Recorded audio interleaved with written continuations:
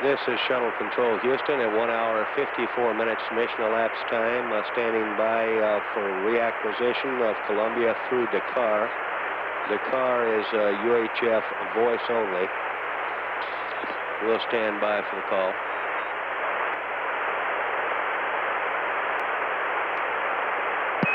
Hello, Columbia. This is Houston coming to you through Dakar. We have you for 1:30. And Columbia, Houston, talking to you through Dakar. We have you for a minute more. And Columbia, Houston in the blind. We got about 40 seconds to LOS. We'll be talking to you through Yergadi at 2 hours and 26 minutes. This is Shuttle Control Houston, 1 hour 56 minutes mission elapsed time. We passed out of acquisition range through Yergadi. The calls to the crew were unsuccessful in receiving a response. This was a low elevation UHF pass. The next station to acquire will be Oriole in approximately 30 minutes. This is Shuttle Control Houston at 2 hours 26 minutes mission elapsed time.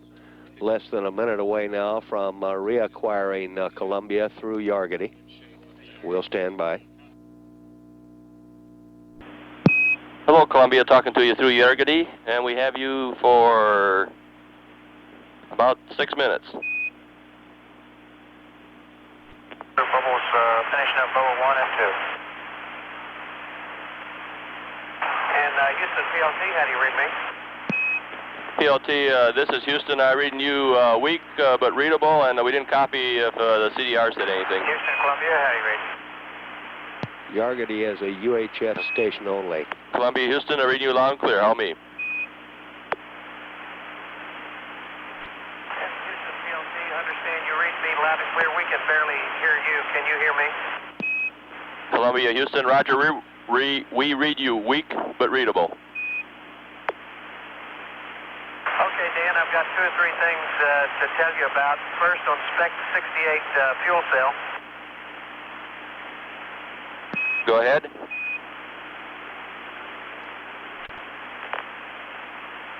Houston, Columbia, do you read? Roger, Columbia, we read. Go ahead. Houston,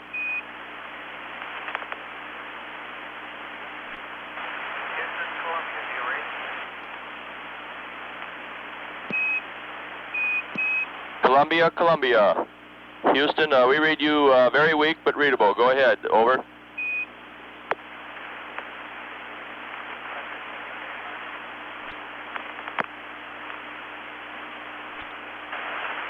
Houston PLT, if you read me, 68, we have fuel cell indication running.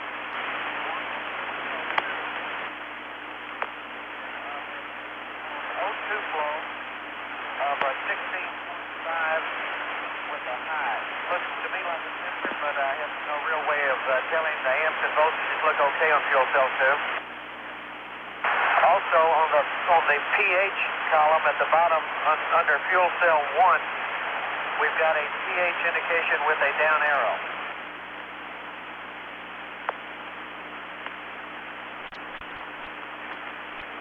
Houston, PLT, do you read?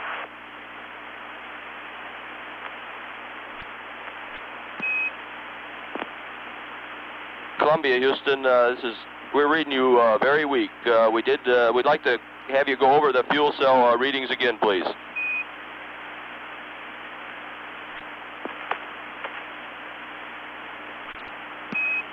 Columbia, Houston. We didn't copy all on the fuel cells. Would you repeat that, please? The comm is very weak. Over. Roger,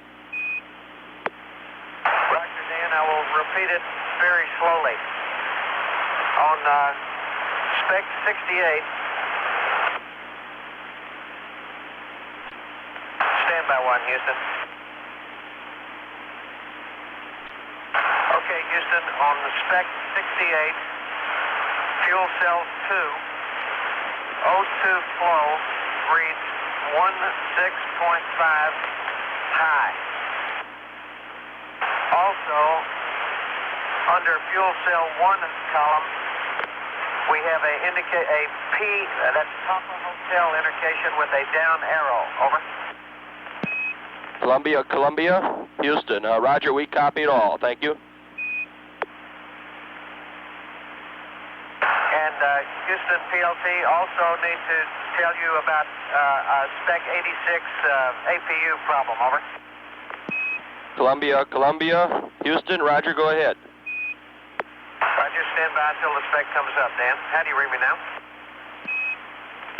Columbia, Columbia, Houston. We're reading you somewhat better now. Still weak and scratchy. Over. Okay, Dan, I'll read this one slow also. Fuel, pardon me, APU number 1 under pump valve tool, pump temperature. It is indicating high, presently 219 degrees with an up arrow. I have turned both, that is Alpha and Bravo, pump valve cool switches to auto. And on the tank fuel line heater, you had told me to take 1 Bravo to auto, and after that was when the first indication of the high temp came on, and I put that switch to off. Would you like me to change it? Over. Columbia, Columbia, this is Houston. Roger, we copied all that, and we will give you the answer at Aurora.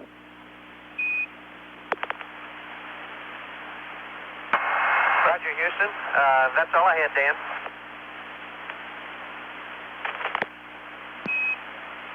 Columbia, Columbia, Houston. Roger, if you could give us a quick door status. We're 30 seconds to LOS. We'll talk to you at Aurora in about 2.5 minutes. Sir, the doors are open, the reds are open. There's no problems at all with them. Columbia, Columbia, Houston. Roger, that's super, and we'll take a look at this and have some words for you over Aurora. This is Shuttle Control, Houston. 2 hours, 33 minutes. Mission elapsed time. Loss of signal with Columbia. Next station to acquire will be Aurora in approximately 1 minute. The final transmission on that pass from pilot Dick Truly indicated the payload bay doors were open and the radiators were out. We're at 2 hours, 33 minutes mission elapsed time. This is Shuttle Control, Houston. Columbia, Houston, we're talking to you through Aurora. We have you for 3 minutes and 30 seconds. Okay, Dan, you're coming through Aurora, okay? How do you read us? Roger, we're reading you much better. Okay, Dan, and going into the COAS, Cal, and seem to be having a problem with the light on the COAS, but I think we'll be able to use the flashlight coming through the back end of it, okay? Roger, we copy that, Columbia. Shuttle Control. Houston PLT, I have completed bubbles 1 and 2 on page 1-12. Shuttle Control, Roger, Houston. copy. 2 hours, 35 minutes, mission elapsed time. Ground data in mission control confirms the payload Columbia, bay doors Houston, open. we copied all that over Yargady, and we're looking at it.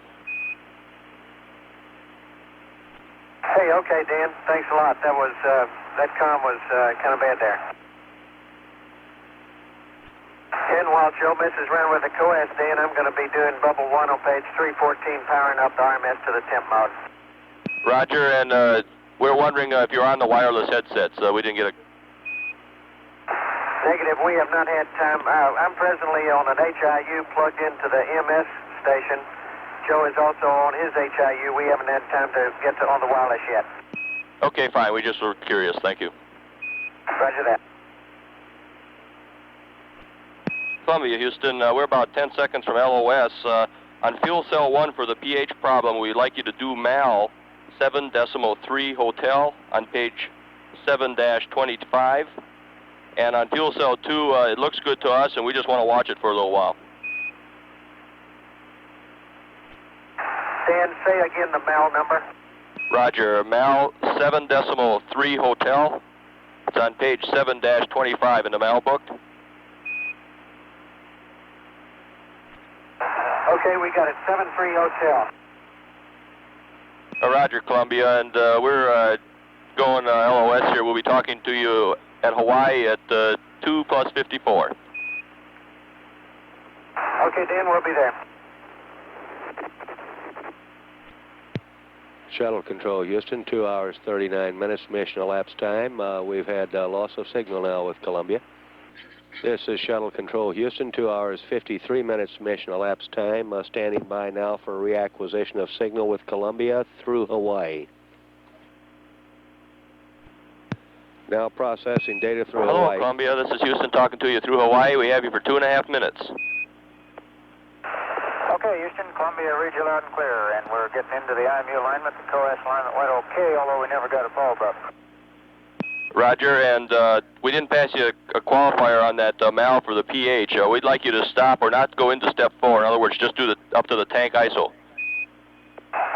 Good, because that's how far I had gone and stopped there anyway, Dan. Well, that's nice of you to cover for us. Okay, on the at 250 in the timeline, you're supposed to switch APU coolant systems, and for there we would like you to turn APU fuel pump valve cooling Bravo to off. Understand, turn Bravo to off at 2 plus 50, and then leave Alpha in auto, is that right? That's correct. And also in relation to that, you mentioned that APU tank or heater tank fuel line water system 1 Bravo, that you turned that back off because of you tied it in with APU 1 cooling going temp going up, and that is not a problem. Break, Houston, go ahead. Stand by. I'm sorry, Dan. Start over again. You were cut out. Roger, Columbia. On A12, we would like that APU heater tank fuel line water system 1 Bravo back to auto. That was something we were going to try and use to help troubleshoot the GGBM cooling problem, and we were unable to, so it has no effect on that APU 1 temp problem. Okay, Dan, 1 Bravo is back in auto. Roger. And since you don't have anything else to do, I'm having a little problem with one of the RMS panels, and I wonder if I could tell you about that. This is like a long sim, isn't it? It sure is. Okay, go ahead. Okay, if you'll turn to 1-14 in the PDP bubble 1. Roger, we have it, and we're 30 seconds to LOS, so hurry. Okay, real quick. I think I have pushed in the circuit breakers downstairs. When I turned the RMS power to primary, I got a master alarm, but did not get any lights on this panel here. And also when well, essentially I have got no lights. I've got no temperature lights or annunciator lights on the panel. And I've checked the switches, but I'll be glad for you to think about it and give me suggestions for other things to check. Roger, Columbia, and we're about 5 seconds from LOS. We'll look at it and think over. We'll talk to you at the States at 3 hours and 1 minute. See you there, Dan. This is Shuttle Control Houston, 2 hours 57 minutes mission elapsed time. We've had loss of signal with Columbia through Hawaii. We will next acquire over the States in approximately 3.5 minutes. This is Shuttle Control Houston at 3 hours mission elapsed time. We're a little over a minute away now from reacquiring Columbia over the States to start the third revolution. Regarding the APU status, APU number 1 fuel pump exhibited a high fuel pump temperature on the output side. This was due to a heater configuration. The present confusion is over why the water spray cooler did not immediately bring this temperature down. The problem is not considered serious. However, analysis is still underway. We're less than a minute away now from reacquiring Columbia. This is Shuttle Control Houston. Shuttle Control Houston, Columbia, this is processing Houston data. talking to you through the States. We have you for about 18 minutes. Okay, Dan, we're reading you loud and clear. Roger, and on your RMS lights, recommend try on panel Alpha 8 upper, rotary switches under lighting, the annunciator numerics clockwise, and also the panel instruments to bright.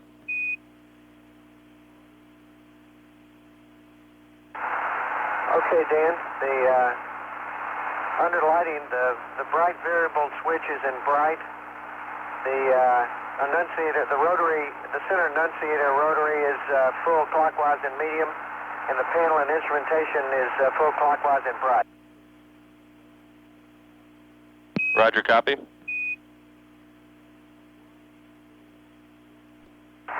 Also, one minor thing, Dan, when Joe and I got back here after launch, there were a couple of the little annunciator lights in the center of Alpha 8 upper that had popped out a quarter of an inch, and we needed to reset them. Roger, we copied.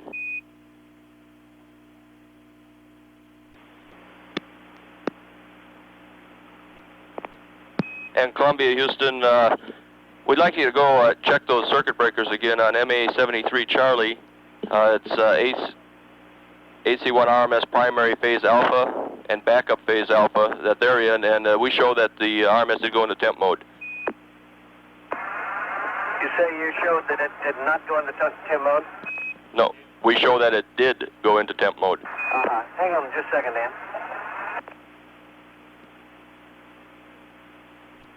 Okay, Dan, I'm down looking at whatever this MA73 Charlie upside down, but the RMS primary and backup circuit breakers, which I did push in, have remain closed. And I didn't tell you the whole story.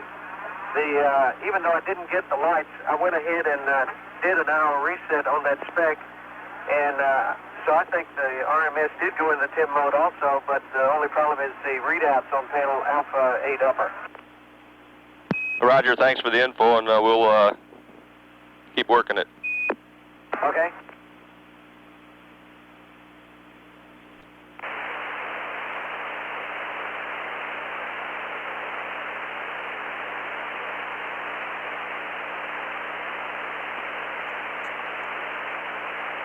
Hey, we're right over the Salton Sea right now, aren't we?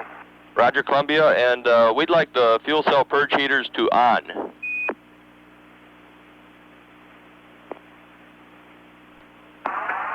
Roger, Dan, the purge heaters are on. Roger, thank you.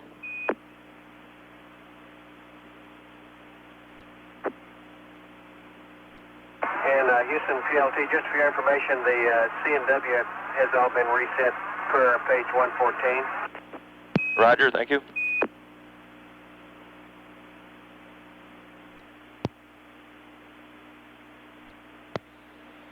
Shuttle control, Houston, 3 hours, 8 minutes mission elapsed time, about 12 minutes remaining on this stateside pass.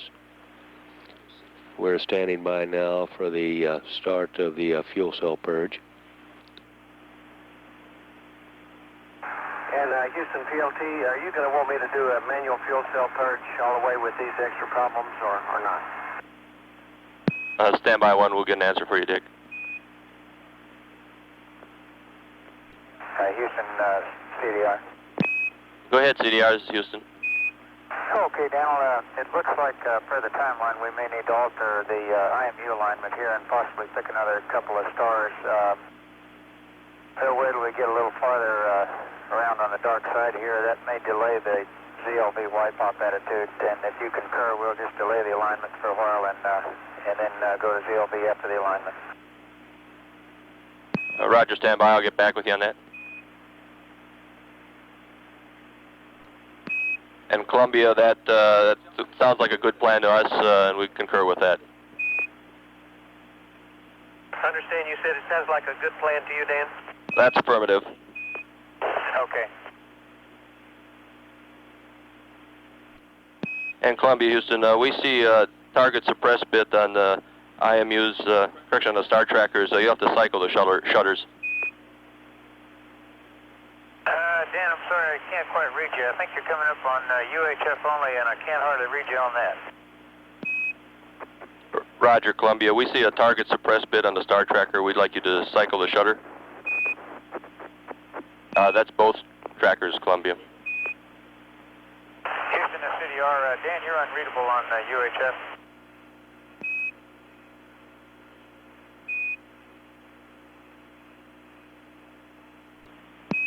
And Columbia, Houston, we were in a handover. That's probably why the comm was bad. We see a target suppress bit on both star trackers. We'd like you to cycle the shutters. Roger, Dan. Understand. Cycle the shutters if there are targets present in both star trackers. And Houston, Columbia, the minus Y star tracker picked up star 47. I believe we're pointing down toward the Earth with the minus V right now. Roger.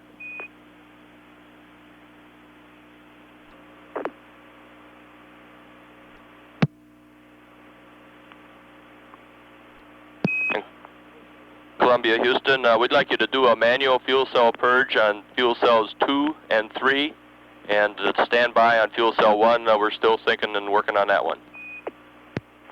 We'll go, Dan, and you want me to go ahead and do that now?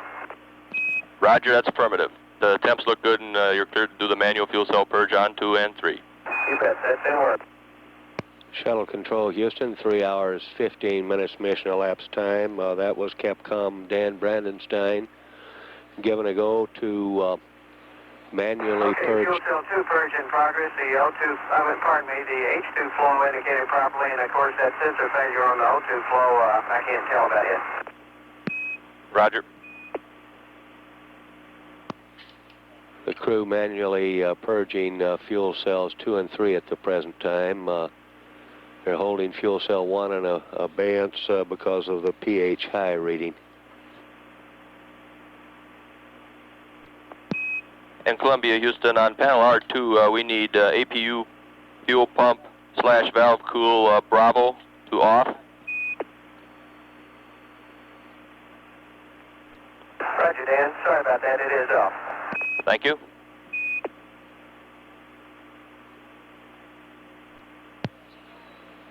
The Eagle flight controller reports the fuel cell purge is looking good. They're presently purging fuel cell number 2. And Houston PLT, the purge on fuel cell 2 is complete, and on fuel cell 3 it's in work. Roger, we copy. Thank you. And we just got a Star Tracker message up, Dan, and I believe the finance-wise shutter just closed. I'm not sure whether that was it or not. Roger. Columbia, that Star Tracker is no problem. You can open it up and proceed. Okay, fine. And as soon as we can get the minus V door or shutter to stay open, we'll come out the other side. We'll get that star and get the IMU line. Roger.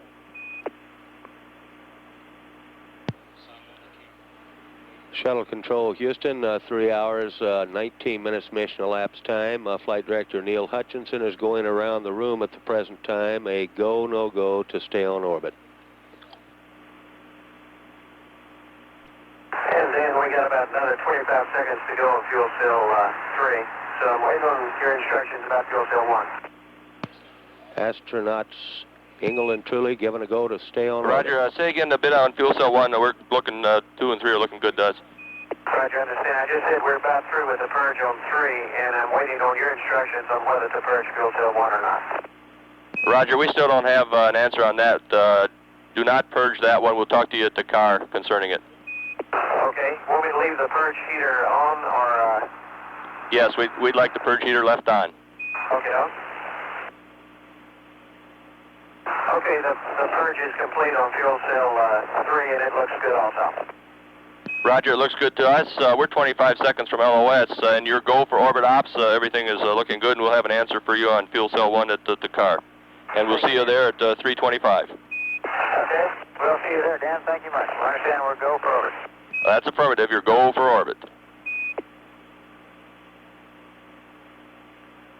This is Shuttle Control, Houston, at 3 hours, 20 minutes mission elapsed time. Loss of signal now with Columbia. The crew of Columbia given a go to stay on orbit, which means they can get out of their suits. We're at 3 hours, 20 minutes mission elapsed time. The next station to acquire will be Dakar in a little over 4 minutes.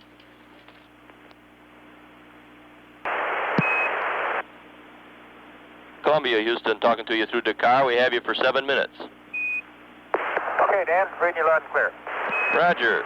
Roger, we're reading you pretty good also. Okay, a couple things on page 1-17 in the PDP, bubble 2. Second from the bottom step, that supply water crossover valve, we would like that to, we would like you not to close it. We would like it to remain open. Over. Okay, Dan, I did close it about a minute ago, but it's open now. Roger, thank you. Roger. This is Shuttle Control Houston, 3 hours, 26 minutes mission elapsed time. In contact with the crew of Columbia through UHF and Dakar is the station. In Columbia, Houston, on that pH thing, after you get out of the suits for fuel cell 1, the pH problem, we would like you to proceed on with the MAL and go down and do get a water sample and test it. And the chem strips, which you test it with, are in the urine test kit.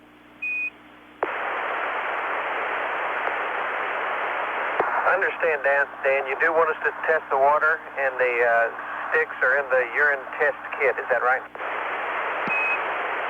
That's affirmative, and we are not sure, but we cannot prove that it is not a pH problem, and we would like that verified before we try and do a fuel cell purge. Roger, Dan. I understand. Shuttle Control Houston, 3 hours, 27 minutes mission elapsed time to get the water sample from fuel cell 1. Requires a crew to go down to the mid-deck and pull a panel. Meanwhile, we're holding in abeyance the purge of fuel cell 1. We have 2 good fuel cells in operation, which qualifies Columbia to stay on orbit. Columbia, Houston, go ahead. You might be thinking, do you want us to just stay in this attitude, wait for this other star to come up, or do you want us to go to another attitude for a pair of stars for the alignment?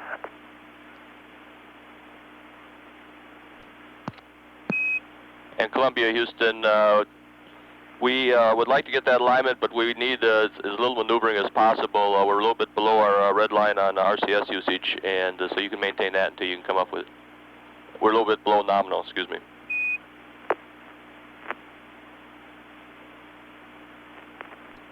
And Houston, how long do we have in this pass? Roger, we have you for 3 minutes and 30 more seconds. Did you copy my answer to Joe's question? You were right overhead to the site. You may have missed it. You bet. Sure did, Dan. We'll stay in this attitude, get the star, and then go to these wipe-off attitude. Okay, thank you. Columbia, Houston, we'd like to, on the RMS for a little troubleshooting, we'd like to verify that you got the shoulder brace loose and you got the talk back to signify that. Negative. I stopped in that bubble when I talked to you about the lights, but hang on, I'll go back to it. If you'd like me to get it right now, I'll let you know how it turns out. Roger, Columbia, we would like that information if we can get it. Okay. Okay, Houston PLT, I've got RMS power and primary. The RMS select to port. Did not get any lights. I did get a master alarm, and which I punched out even with no lights. And I've held the shoulder brace release switch to port for over 5 seconds, and I do not have a gray.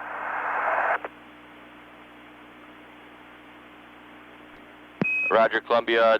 Be advised you have to hold it in that position for about 12 seconds. Okay, mark. Roger, that's at least 2 seconds past turning talkback turning gray.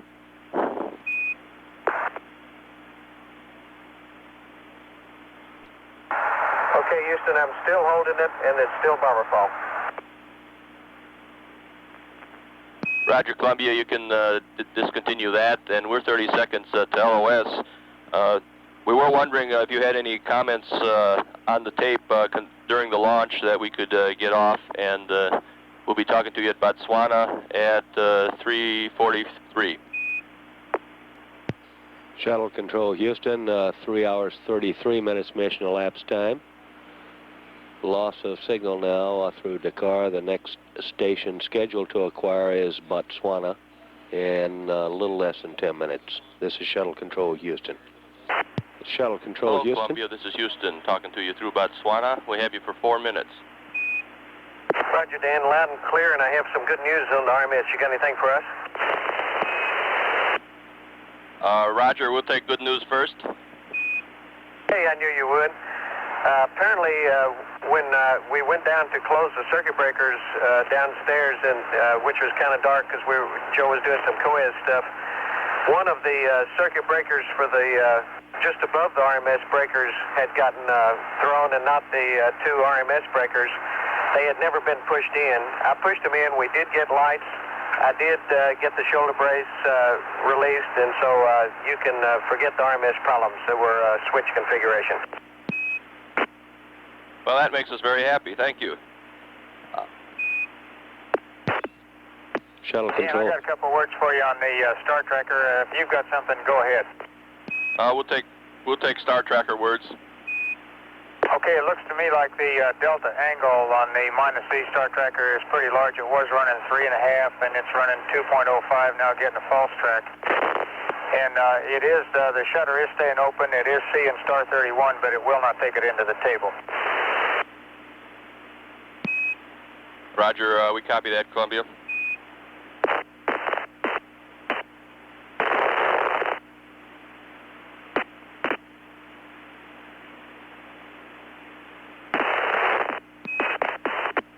And Columbia, Houston, could you confirm which Star Tracker that was on, please? You bet, that's the -Z Star Tracker, minus Zebra. Roger, copy, -Z. And also a question on if you had any comments on the tape during launch, you could let us know so we could track them down. And if you didn't get any during the launch, if you could put them on and let us know when you do it so we can get it playback on that. Okay, we haven't put anything on there yet. We will, and we'll let you know when and where it is, Dan. Roger, thank you. And Dan, I guess a question for you to think about. Would you like us to go to the one Star Tracker to get the procedures to get the IMU alignment, or do you want us to go ahead to the ZLV? Roger, stand by on that, Joe. We'll get an answer for you. Okay.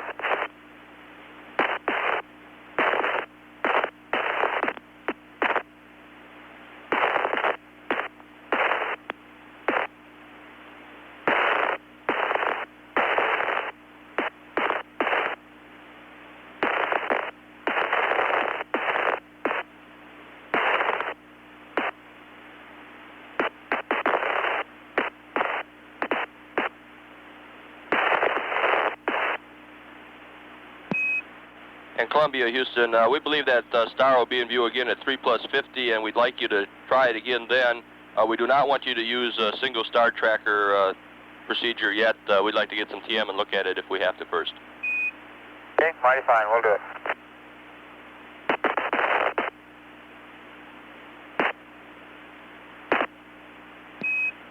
And Columbia, Houston, would you verify that the self-test on Star Trackers were both good? Yes, sir. They both did a good self-test, Dan. Roger, thank you. And we're 30 seconds from LOS. We'll be talking to you through Yerigadi at 4+00. Okay, we'll see you there. And Dan, once again, the -C Star Tracker is picking up star 31 at the present time. It just has a very large delta angle in the -C. Roger, we copied that. Thank you.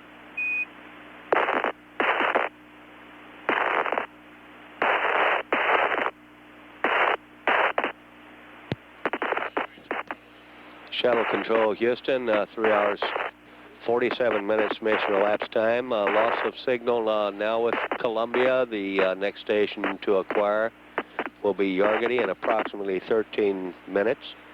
Meanwhile, pilot Dick Tooley had some good news to report during this last pass.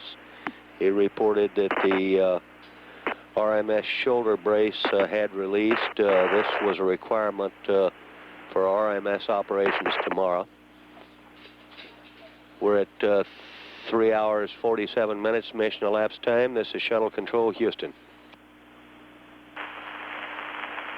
This is Shuttle Control, Houston at 4 hours mission elapsed time. Standing by now for reacquisition of Columbia through Yargity. We expect the crew will be asked to repeat the IMU alignment star marks over Yargity. We'll stand by for Capcom Dan Brandenstein's call.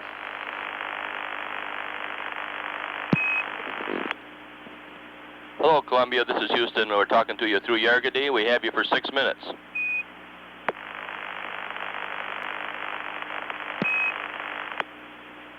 Columbia, Houston, talking to you through Yargity. We have you for 5 minutes. Over. You bet. Houston, how do you read? Columbia, slightly weak and scratchy, but we copied all.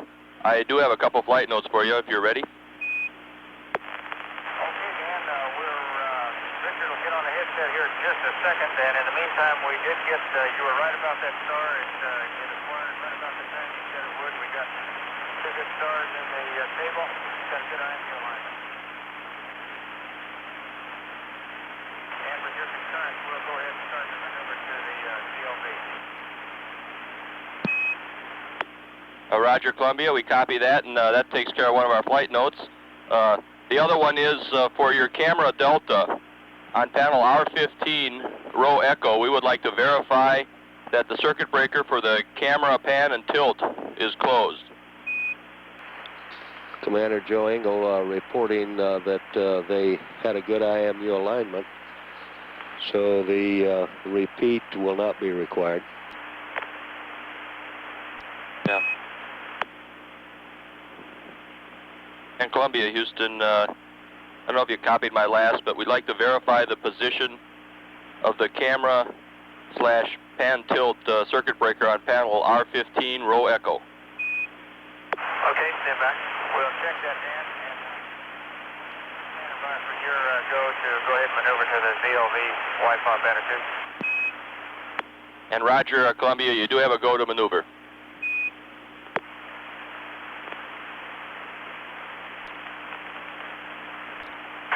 Houston PLT on row echo, all of the camera circuit breakers are still open. It looks to me like that we may have missed them in reconfiguring panel R15.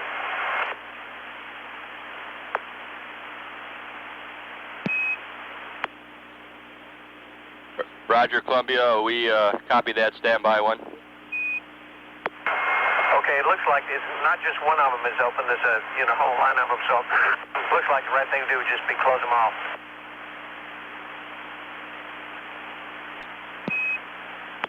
And Columbia, Houston, we wonder if you remember closing those or if you believe they've been open all along when you went through page 1-6 of the PDP. Stand by. You didn't get them. Houston PLT, I believe they've never been closed.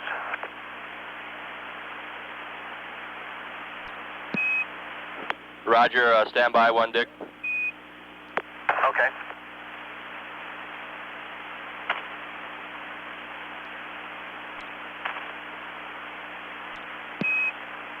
And Columbia, Houston, your go to close those circuit breakers. Okay, we got that, Dan. And Dan, also, if you copied, we did get a good IMU alignment. It looked good on board anyway, and I can read the numbers down to you. And if you're satisfied with it, we'll go ahead and maneuver to the CLV attitude. Roger, Columbia, we're happy as can be with them, and you're cleared to maneuver to ZLV.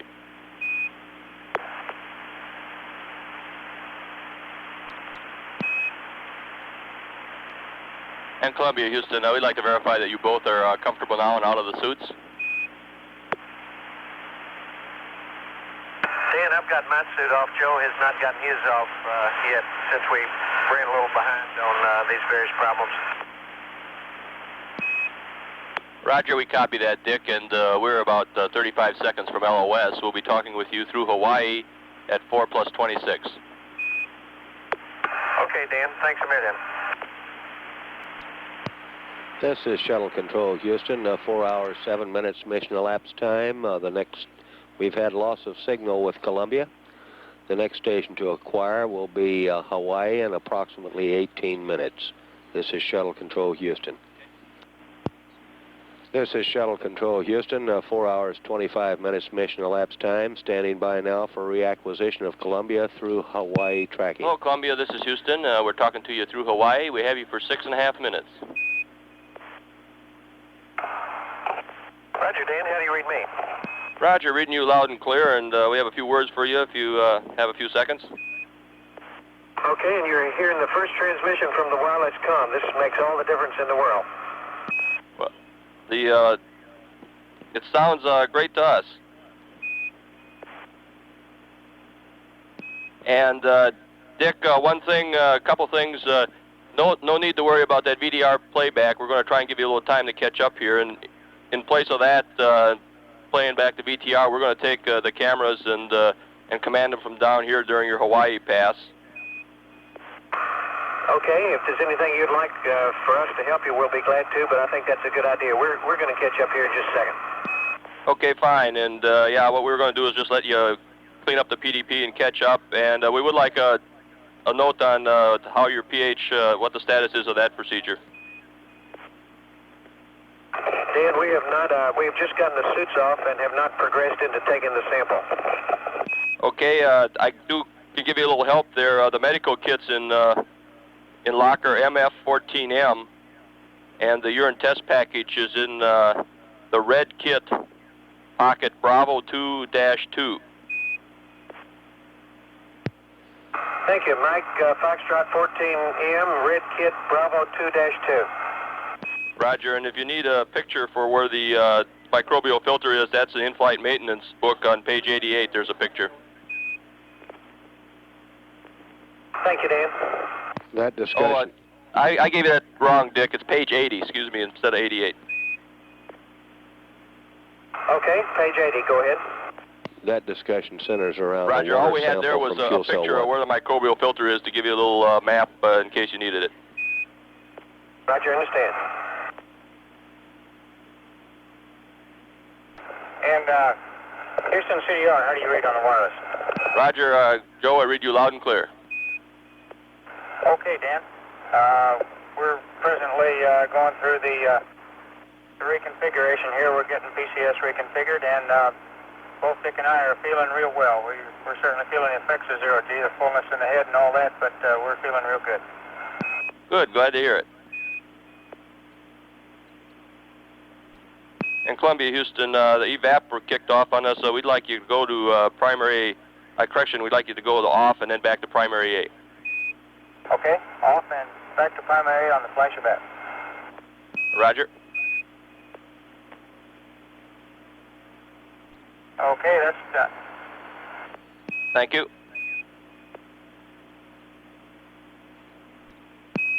And Columbia, Houston, we're looking at some pictures coming from camera Delta, and they're looking great. Okay, Dan, good. The television pictures that we're seeing are ground Columbia, Houston, operated. we're 30 seconds from LOS. We'll be talking with you over the States at 4 hours and 35 minutes. Okay, Dan, we'll see you there. And as you go over the hill, we're seeing some fabulous pictures of the back end of the bus and the Earth. Hey, great. So are we. Shuttle Control, Houston, 4 hours, 32 minutes mission elapsed time. A loss of signal now with Columbia. We will next acquire over the States in a little less than 3 minutes. Shuttle Control, Houston, 4 hours, 35 minutes mission elapsed time. We're now receiving data through Buckhorn. Hello, Columbia. This is Houston. We're talking to you over the States, and we have you for 18 minutes. Okay, Dan, we're reading you loud and clear, and we're just marching along through the timeline here. Roger, and we did see the flash evaporator kick off again, and we're going to do some looking at it over the States here. No action required at this time. Okay, mighty fine. We'll stand by to bring the other one up if necessary. Roger. And Columbia, Houston, when both of you are satisfied that you're done with everything in the PDP, if you'd let us know, and that way we can do a switch scan and make sure everything got accomplished. Mighty fine, Dan. We'll do that. We'll let you know in just a minute. And Columbia, we're no rush on that, just whenever you get it finished. Okay. Thank you, Dan.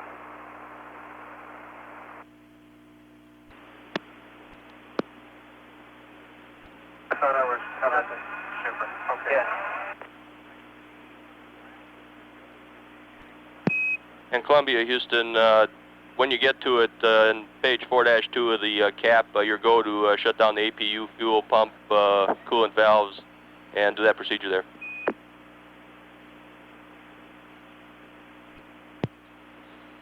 Shuttle control, Houston, 4 hours, 39 minutes mission elapsed time. A very quiet stateside pass as Joe Engel and Dick Truly are going through various activities, cleanup work, to put them in position to go to the crew activity plan. Roger, sir. This is 550. We're presently over Albuquerque at this time, and we're at flight level 370. Dallas, Fort Worth at time 21. Zulu, fuel remaining 22,000. It is presently clear with a very occasional light shop at our altitude, over.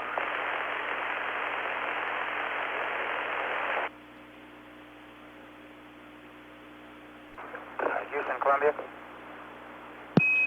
Go ahead, Columbia. Okay, Dan, we've had a chance to review and scan through. I believe we're complete with the PDP. If you want to take a switch scan and let us know if there's anything you see out of configuration, we're satisfied with it, with the exception of the teleprinter, and we're going to activate that here pretty quick. Roger, thank you.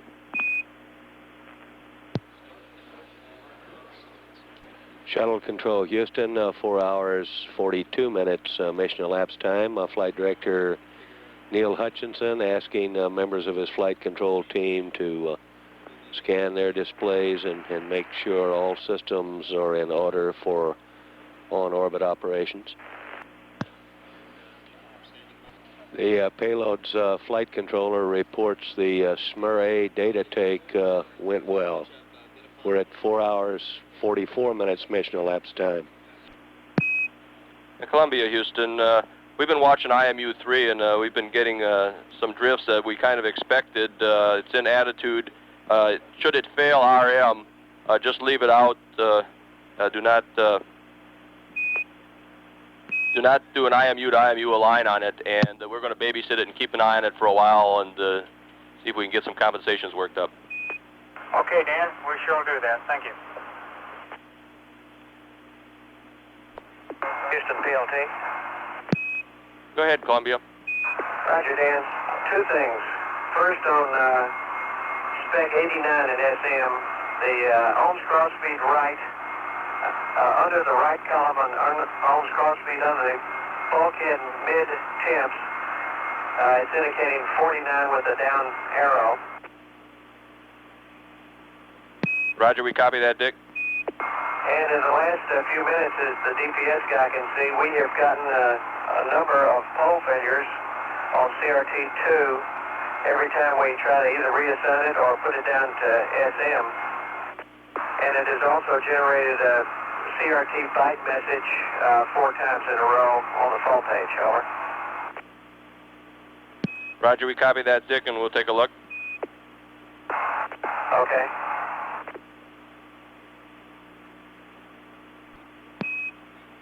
And Columbia, Houston, we've noticed a shift in the load sharing on fuel cell 1. It's down to about 28%. Voltage looks good, and we're keeping an eye on it. Roger, Dan. Houston, Columbia, debrief. Say again, Columbia. Yeah, Dan, we're getting a master alarm.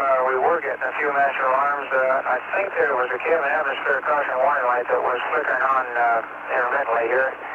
And on 01, we're showing just a little over 15 PSI. We'll look at the backup cabin pressure and see what we got up here. Roger.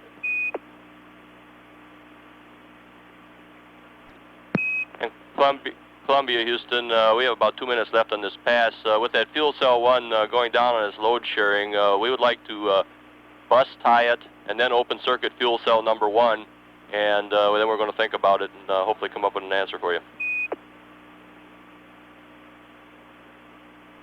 Okay, Dan, we understand. You want to bus tie and open circuit that fuel cell and it's in work.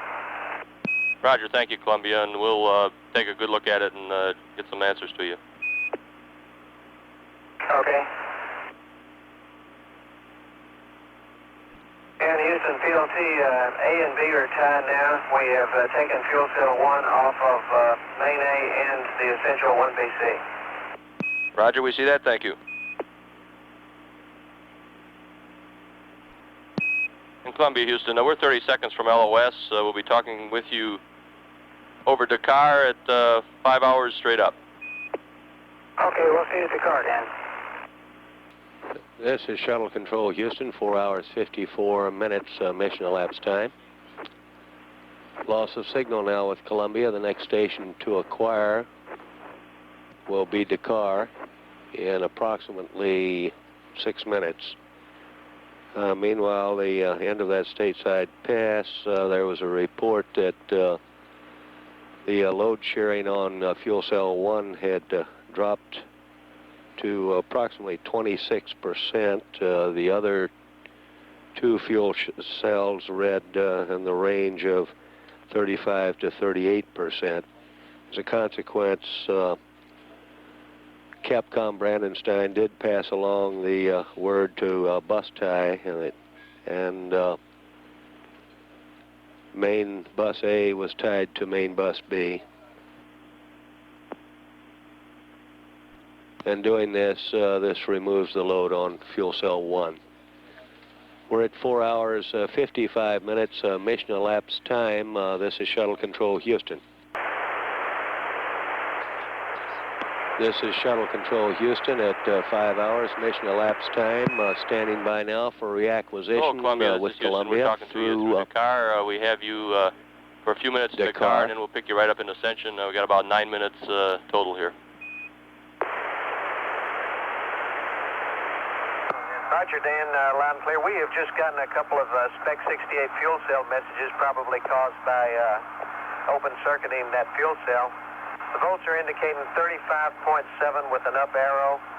The amps are reading 0 with a low arrow. And the O2 flow is reading 0.5 low, and the H2 flow is reading minus 0.1 low. Roger, Columbia, we copy that. Shuttle Control Houston, 5 hours 3 minutes mission elapsed time. In Columbia, Houston. Houston, we're reading you okay, Dan. And we just had a master alarm with, we're not able to find out what it was that tripped it off. Roger, Columbia, we'll take a look at that. And what we'd like to do now is we'd like to do a fuel cell number 1 shutdown.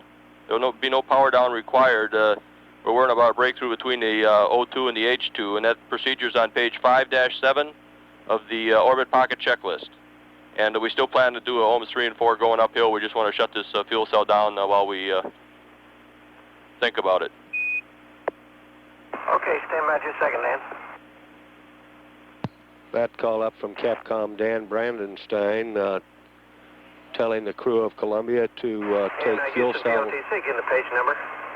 Roger, Richard. It's page 5-7 on orbit pocket checklist. Telling the crew aboard Columbia to shut down fuel cell number 1. The concern is the possible mix of oxygen. It looks like we've done everything through step 3 except stop the fuel cell. And so I'll do that now on fuel cell number 1. Roger, fuel cell 1. We repeat, fuel cell number 1 is being shut down.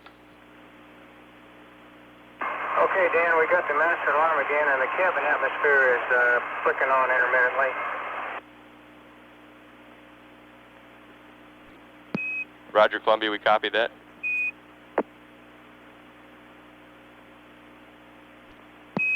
Roger, Columbia. On that cabin atmosphere, we believe it's the temperature is probably getting a little warmer in there, and it's bumping the pressure high. If you're uncomfortable as far as the temperature goes, you can go flash evap primary B. Okay, understand. And we are not uncomfortable, Dan, so we'll just live with it for now. I'm sorry, we are not uncomfortable, so we'll just live with it for now. Okay, and that, you know, then probably what's causing the CNW. Righto, thank you. And Columbia, Houston, on fuel cell 1, we'd like the react valves closed. It's not in the procedure, but we would like the react valve closed on fuel cell 1. Okay, fuel cell 1 is shut down. The reactance valves are closed. Main A is tied to main B. Roger, we see that. It looks good to us. Thank you. And then now that we have done that, do you still want to continue with that sampling of the water? That's a negative, Columbia. Okay.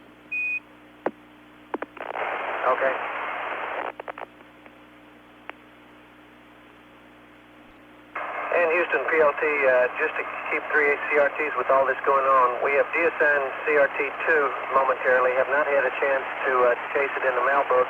We're using CRTs 1, 3, and 4. Roger, we copy that, Columbia.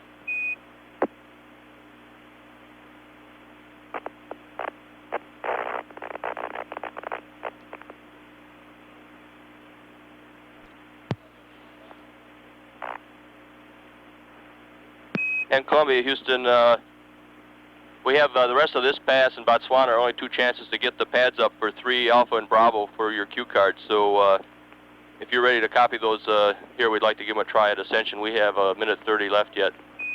Okay, we'll get the pads out, or we'll get the cards out,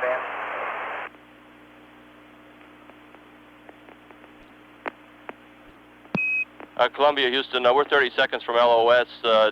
We won't get the pad up this time, but if you'll have those cards ready, we'll catch you at Botswana with it, and we'll pick you up there at 5 hours and 15 minutes.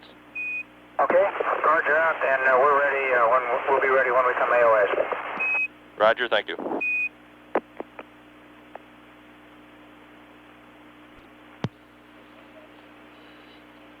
This is Shuttle Control Houston at 5 hours, 10 minutes mission elapsed time. Loss of signal now with Columbia. The next station to acquire will be Botswana in approximately 4.5 minutes.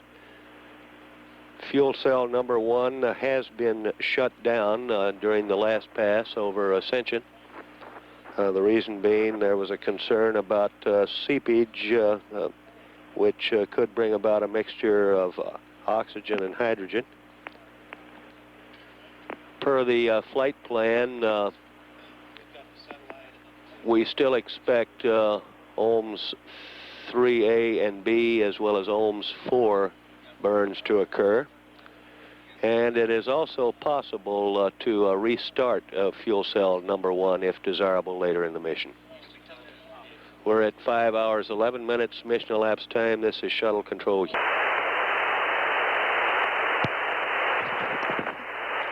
This is Shuttle Control Houston, 5 hours, 15 minutes mission elapsed time. Standing by now for contact with the crew through Botswana. Hello, Columbia, this is Houston. We have you through Botswana for 5 minutes. And you can, we're going to delay ohms 3 Alpha and Bravo and ohms 4 for a rev here. We want to understand the power loads and with the fuel cell down stuff before we try and pull off this burn. Okay, Dan, we understand that.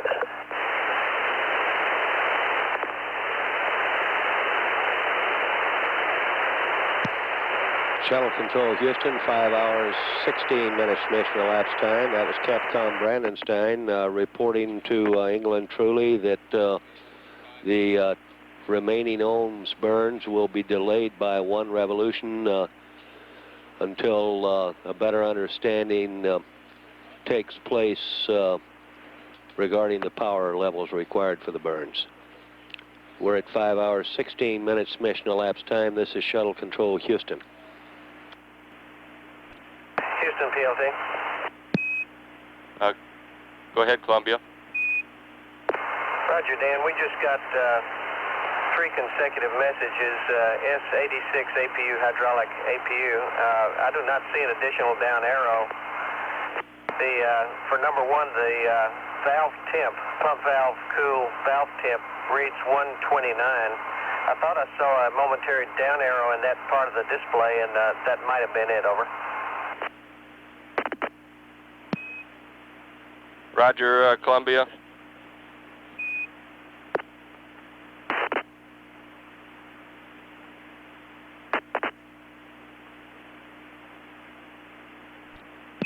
And Columbia, Houston, for your information, we don't want any of these TACAN tests done.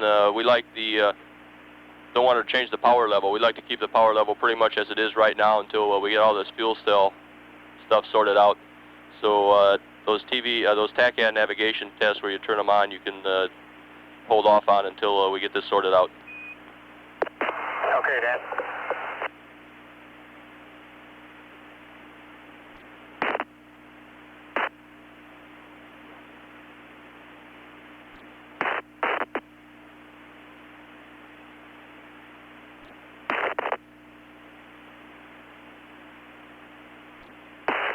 Houston, Columbia. Go ahead, Columbia. Houston, Columbia, you ready? Roger, Columbia, this is Houston. We're reading you loud and clear. Okay, Dan. Dan, I believe we're about caught up with you now. We're on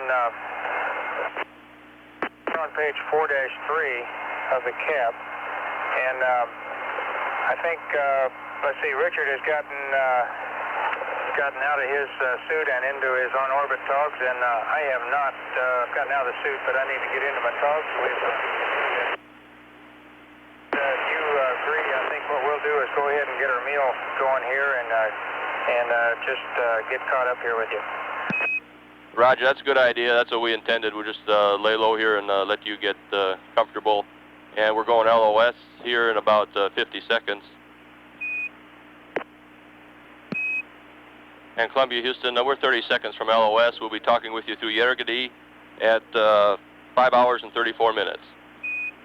Okay, we'll see you at Yergadi. This is Shuttle Control, Houston, 5 hours, 20 minutes, mission elapsed time. A loss of signal now with Columbia on her 4th revolution. The next station to acquire will be Yergadi. Meanwhile, a call was made to Joe Engel and Dick Truly that we would defer the remaining ohms burns by 1 revolution, allowing Mission Control an additional time to better understand the power loads with Fuel Cell 1 offline. We're at 5 hours, 21 minutes, mission elapsed time. This is Shuttle Control, Houston.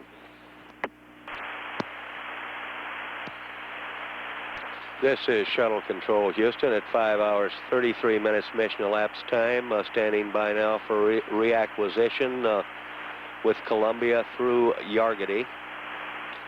This is a UHF station only. Columbia now on her 4th revolution.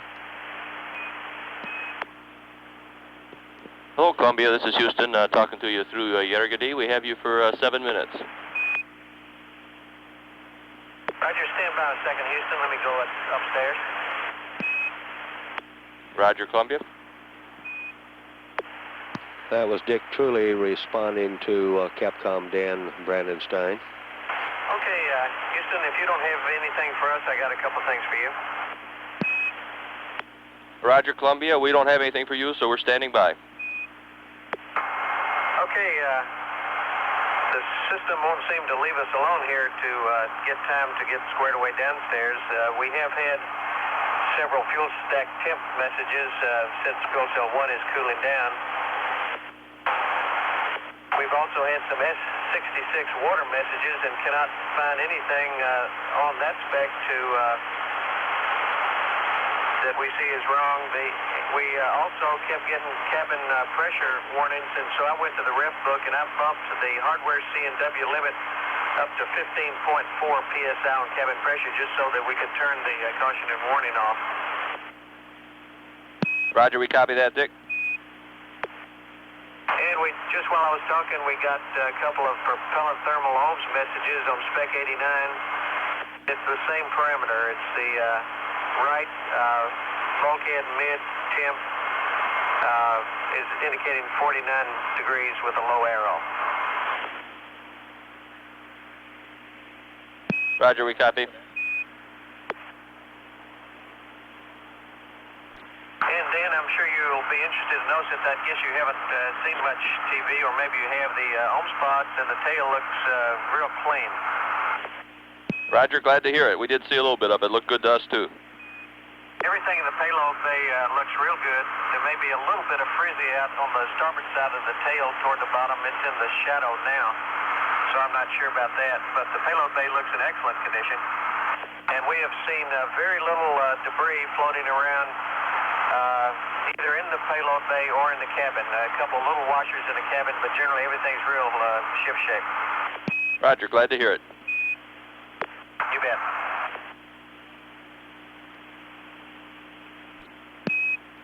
And Columbia, Houston, a couple things for you. We'd like the fuel cell 1 stack temp caution warning inhibited, and to get rid of that other message on for the ohms crossfeed on panel Alpha 14, we would like the RCS/ohms heater crossfeed lines Alpha to off and Bravo to auto. Okay, the ohm switch has been done, and I will inhibit the fuel cell stack temp. Roger, thank you. But if DPS likes, we can do a air log reset for GPC-3. Roger, Columbia, you're cleared for that. Okay.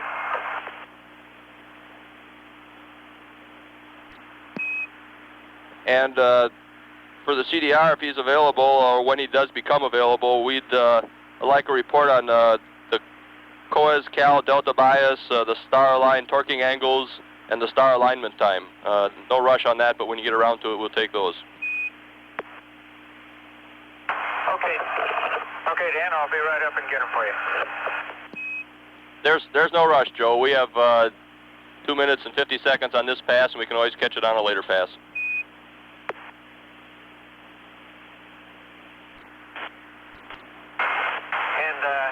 Dan, I know we haven't had time to talk about it, but every second that we've had just...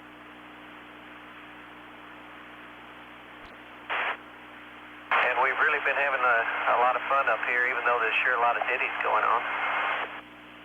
Roger, Columbia, you cut out on some of that, but we did get the update that you're having a good time. You bet it. We're both feeling real well. You guys must be tough. Yeah. Okay, Dan, if you're ready to copy, I can give you the COAS and the IMU numbers now. Roger, we're ready to go on those. Okay, the COAS delta bias was 0.22, and on the check it was 0.11. And if you're ready for the IMU alignment, I'll start reading the pad to you. Break. Just a second, Joe.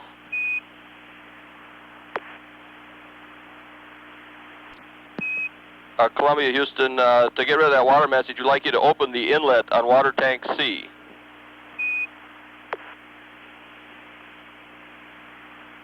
Okay, we'll open the inlet on water tank C.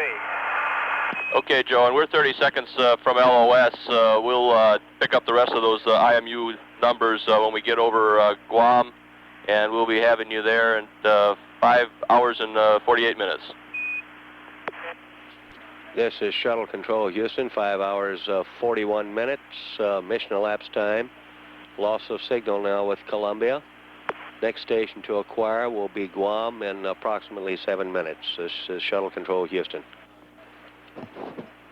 This is Shuttle Control Houston at 5 hours, 47 minutes, mission elapsed time, standing by now for reacquisition of Columbia through Guam.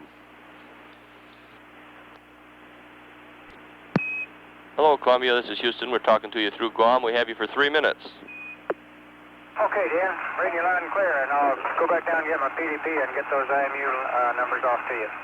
Roger. Before that, we would like flash evap primary be on, please. That'll use up some of the water, and it'll also cool you down a little bit.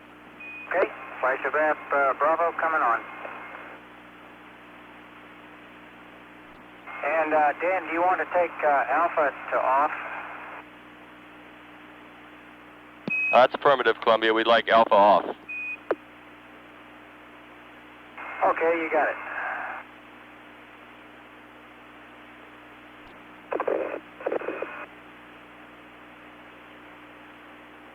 And Houston, Columbia, if you're ready to copy the IMU log, I'll read them down to you. Roger, Columbia. We're ready to go. Okay, minus Y was 47, minus Z 31, and minus Z acquired at 3 hours and 49 minutes. The angle minus Y was 0.16 for minus Z. Delta angle was 0.06. Angle there was 0.00. For IMU1, X minus 0.10, Y plus 0.06, Z plus 0.08. For IMU2, X minus 0.04, Y plus 0.14, Z plus 0.03. For IMU3, delta X minus 0.11, Y plus 0.06, Z minus 0.08, and the execute time was 03 plus 52 plus 30. Roger, Columbia. We copied all that, and we're 30 seconds from LOS. We'll be talking with you at Hawaii at 6 hours and 1 minute. Okay, we'll see you there, Dan. Roger. And as we go over the hill, Dan, the CO2 absorber installation has been done. Roger, thank you. This is Shuttle Control Houston at 5 hours 52 minutes mission elapsed time. A loss of signal now with Columbia. Next station acquisition will be Hawaii in about 8.5 minutes. Shuttle Control Houston now receiving data through Hawaii. Hello, Columbia. This is Houston. We're talking to you through Hawaii. 6 hours mission elapsed time. Okay, Dan, read you loud and clear. Roger, we're reading you loud and clear also. And Dan, what y'all thinking on ohms 3 and 4 now? Roger, you must be reading Neil's mind. He was just giving me a brief. We are planning on doing ohms 3 alpha and Bravo with the DTOs and 4, and we're also working up a fuel cell procedure to safe that a little bit further. Good show, Dan. Have you guys gotten a chance to eat your lunch yet? Dan, I ate the sandwich that was in my pressure suit this morning, and I think Joe is down there maybe getting something for himself now. Okay, that's good. Yeah, I'm getting a TV set up. I'll grab a sandwich as soon as I get it done.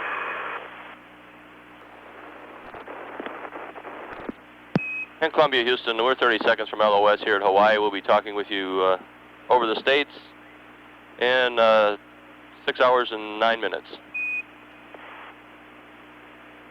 Okay, over the States at 6 hours and 9 minutes. Roger, and if we'll have the pads ready when we get over there, and hopefully sometime over the States we can get you your ohms 3 alpha and Bravo pad up. Okay, Dan, we'll be ready to copy. This is Shuttle Control Houston. It's 6 hours 5 minutes mission elapsed time. Loss of signal now with Columbia. We will pick up over the States in approximately 3.5 minutes. This is Shuttle Control Houston. At 6 hours 9 minutes mission elapsed time, now receiving data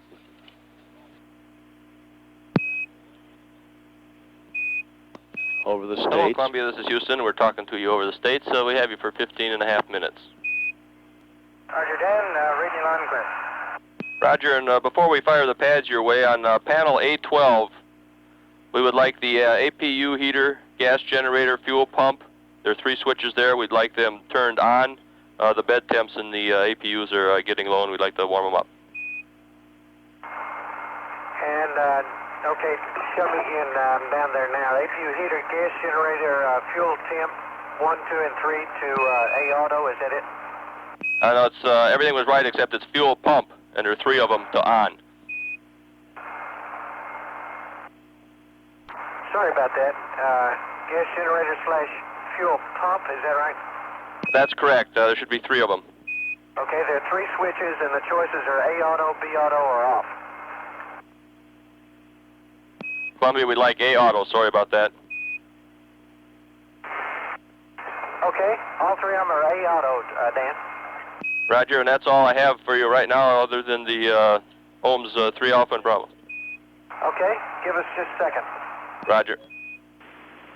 Okay, Dan, we're ready to copy the ohms pad. Roger, we're going to have a state vector coming at you while we're doing this. Okay. Okay, on ohms 3 alpha. It'll be the left ohms. Trim load is plus 0.4 plus 5.1. Item 8 is NA. The weight is 222213. TIG is 0 days, 7 hours, 45 minutes, and 0 seconds. The PEG 7 target is delta VX plus 0010.0. Delta VY is all zeros. Delta VZ is plus 003.0. The burn attitude, roll 336, pitch 017, yaw 319er. Delta V total is 0010.4. T-go is 12 seconds. V-go and X is plus 0009er, 0.86. Y is plus 002, 0.09er. Z plus 002.73. Target HA is 127. HP plus 120. Okay, Dan, we got those, and would you like a readback now? Well, we can read that back, or I can read you the next one, whichever your druthers. Okay, you were a little scratchy. We're willing to wait on the readback. Okay, for ohms 3 Bravo. It'll be a left ohms also. Trim load is plus 0.4. LY is plus 5.1. RY is NA. Weight is 2219.83. TIG is 0 days, 7 hours, 49 minutes, and 15 seconds. Your break, Dan. Go ahead. And Houston PLT, how do you read? Roger, PLT, reading you loud and clear. Okay, we're getting a loud background noise. Would you start again with the weight and try again? Roger, Columbia, starting with the weight for ohms 3 Bravo. It's 2219.83. The TIG is 0 days, 7 hours, 49 minutes, 15 seconds. The targets, delta VX is plus 0021.0. Delta VY plus all zeros. Delta VZ is negative 0.3. The burn attitude, roll 336, pitch 016, yaw 319er. Delta V total is 0021.0. T-go is 24 seconds, 0024. V-go and X plus 0019er.84. In Y is plus 00 4.21, Z plus 005.49er, HA is 139er, HP is plus 120. Roger, Dan, stand by 1. Roger. Okay, Dan, I think we got all those, and we can read them back if you've got time. Roger, we have nothing else for you right now. Shuttle Control Houston, 6 hours, 16 minutes mission elapsed time. That was Capcom Dan Brandenstein. We'll come back with the readbacks for ohms 3 alpha. Roger, go ahead. Okay, left engine plus 0.4 plus 5.1. Weight is 222213. Tick time is 0 plus 07 plus 45 plus 0. Delta VX plus 0010.0. Delta VY is plus all zips, and Delta VZ is plus 003.0. Burn attitude is 336.017.319er.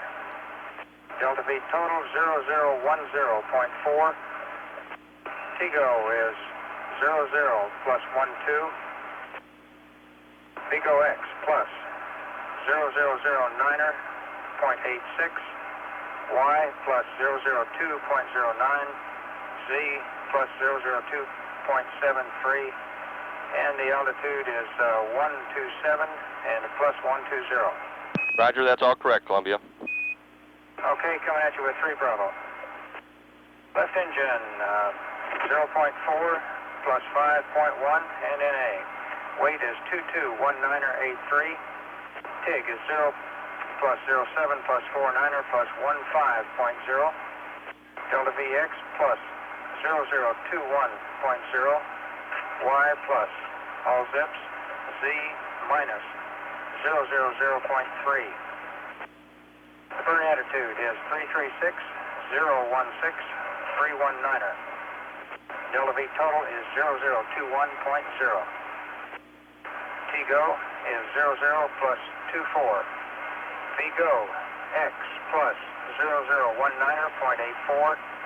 Y plus 004.21 and Z plus 005.49er. Apogee is 139er and Vertice is plus 120.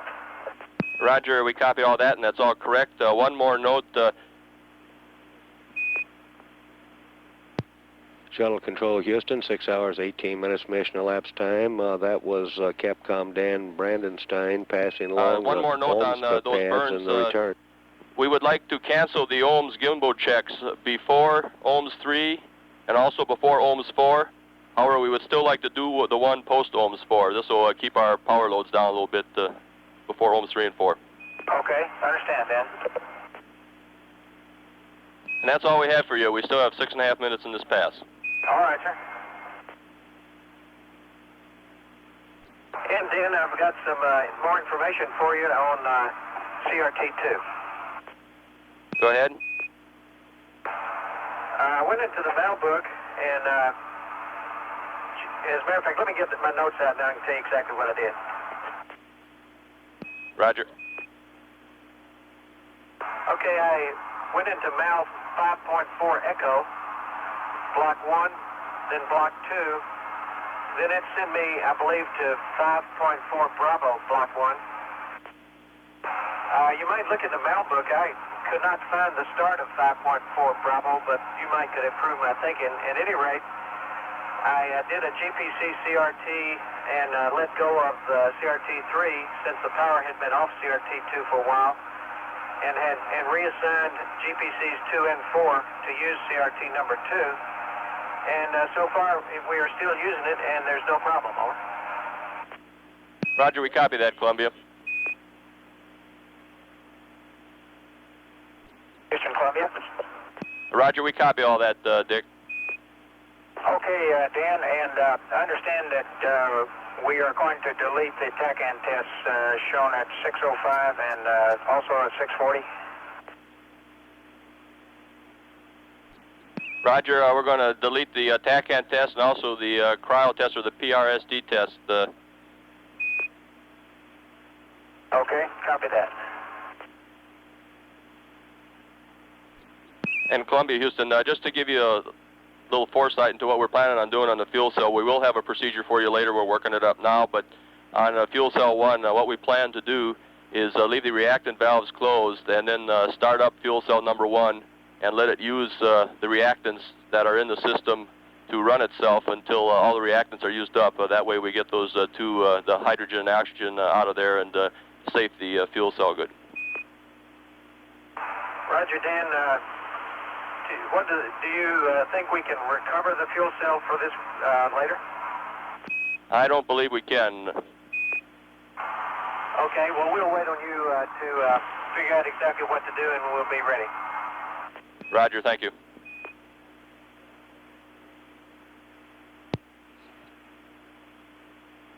And Columbia, Houston, looking down the road with this fuel cell being safe and not being able to start it up, we'll probably be looking at the minimum mission. Okay, Dan, we understand.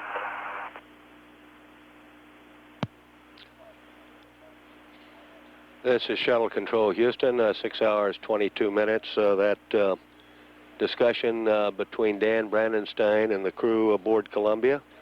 He gave the crew a preliminary insight in a procedure that's being worked to turn on fuel cell 1, leave the reactants offline. This burns up the reactants. Everything inside goes and the fuel cell is finished. This is a conservative procedure to avoid reactant contact. This brings into play the mission rule that calls for a minimum mission, a 54-hour mission with one fuel cell permanently offline. We're at 6 hours, 23 minutes mission elapsed time, continuing to monitor. This is Shuttle Control Houston. And Columbia, Houston, we have 1:30 left. We have something for you. Okay, go ahead, Dan. Roger, in the PDP on page 4-5.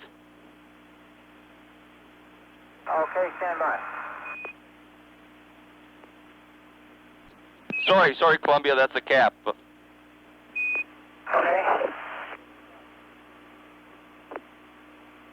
I'm sorry about that, Columbia. It's 4-5 in the cap. Okay, Dan, go ahead. Roger, on page 4-5 in the PLTs column, that TV setup, you can delete that because that sets up for some scenes that would have been happening where we moved the ohms burns to. Okay, I understand. And we're 30 seconds from LOS. We'll be talking with you at Ascension at 6 hours and 39 minutes. Okay, I understand. This is Shuttle Control Houston at 6 hours and 25 minutes. Loss of signal now with Columbia. The next station to acquire will be Ascension in approximately 13 minutes. Meanwhile, when fuel cell 1 is taken permanently offline, this brings about the mission rule that calls for the minimum 54-hour mission. We repeat. This is Shuttle Control Houston at 6 hours, 26 minutes, mission elapsed time. Hello, Columbia. We're talking to you through Ascension, and we'd like GNC CRT Spec 1 for variable parameters to send up to you. This is Shuttle Control Houston, 6 hours, 38 minutes, mission elapsed time. That was Dan Brandenstein talking to the crew of Columbia through Ascension. Roger, thank you. And Columbia, we have you for 2 minutes and 30 seconds here. Roger, Dan. Columbia, Houston, we have those variable parameters in. We'd like a resume and then an SM Spec 1. Okay, Dan. Stand by. Roger. Okay, Dan. SM Spec 1 is on CRT 1. Roger, thank you. And Houston PLT, at the time of, like right now in the cap, you want the OEX power to on? That's affirmative, Columbia. Okay. And Columbia, we got our parameters up. CRT is yours. We're 30 seconds from LOS. And we'll be talking to you at Botswana at 6:50. Understand, 650. We'll see you there. And Columbia, Houston, as you go over the hill, if you can hear us, I'd like the OEX recorder off. Okay, OEX coming off. This is Shuttle Control Houston at 6 hours 41 minutes mission elapsed time. Loss of signal with Columbia. We will acquire Columbia again in 8 minutes and 20 seconds through Botswana. This is Shuttle Control Houston at 6 hours 44 minutes mission elapsed time. During this loss of signal period, we will pass along the ohms 3A and 3B burn parameters, as well as the ohms 4 burn parameter. For ohms 3A, time of ignition is 7 hours and 45 minutes is when it's scheduled. It will have a delta V of 10.4 feet per second, burn duration 12 seconds. It would result in an apogee of 127 nautical miles by 120 nautical miles. For burn 3B, the time of ignition, 7 hours, 49 minutes, 15 seconds. A delta V of 21 feet per second. Burn duration of 24 seconds. And should result in an apogee of 139 nautical miles and a perigee of 120 nautical miles. Ohms 3A and 3B are two burns separated by 4 minutes, and they're part of the mission's detailed test objectives to find steady state operations by firing the ohms engines, shutting down, then restarting 4 minutes later. The right engine only is used for the burns. Ohms 4, time of ignition, 8 hours, 33 minutes, 20 seconds. Delta V, 34 feet per second. Burn duration, 42 seconds. Ohms 4 should result in an apogee of 140 nautical miles and a perigee of 139 nautical miles. This burn will include a crossfeed test with the left ohms engine only firing. We're at 6 hours 46 minutes mission elapsed time. This is Shuttle Control Houston.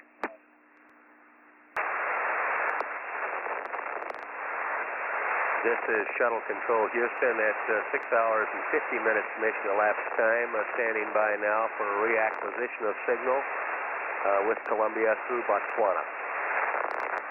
This is a UHF voice station only.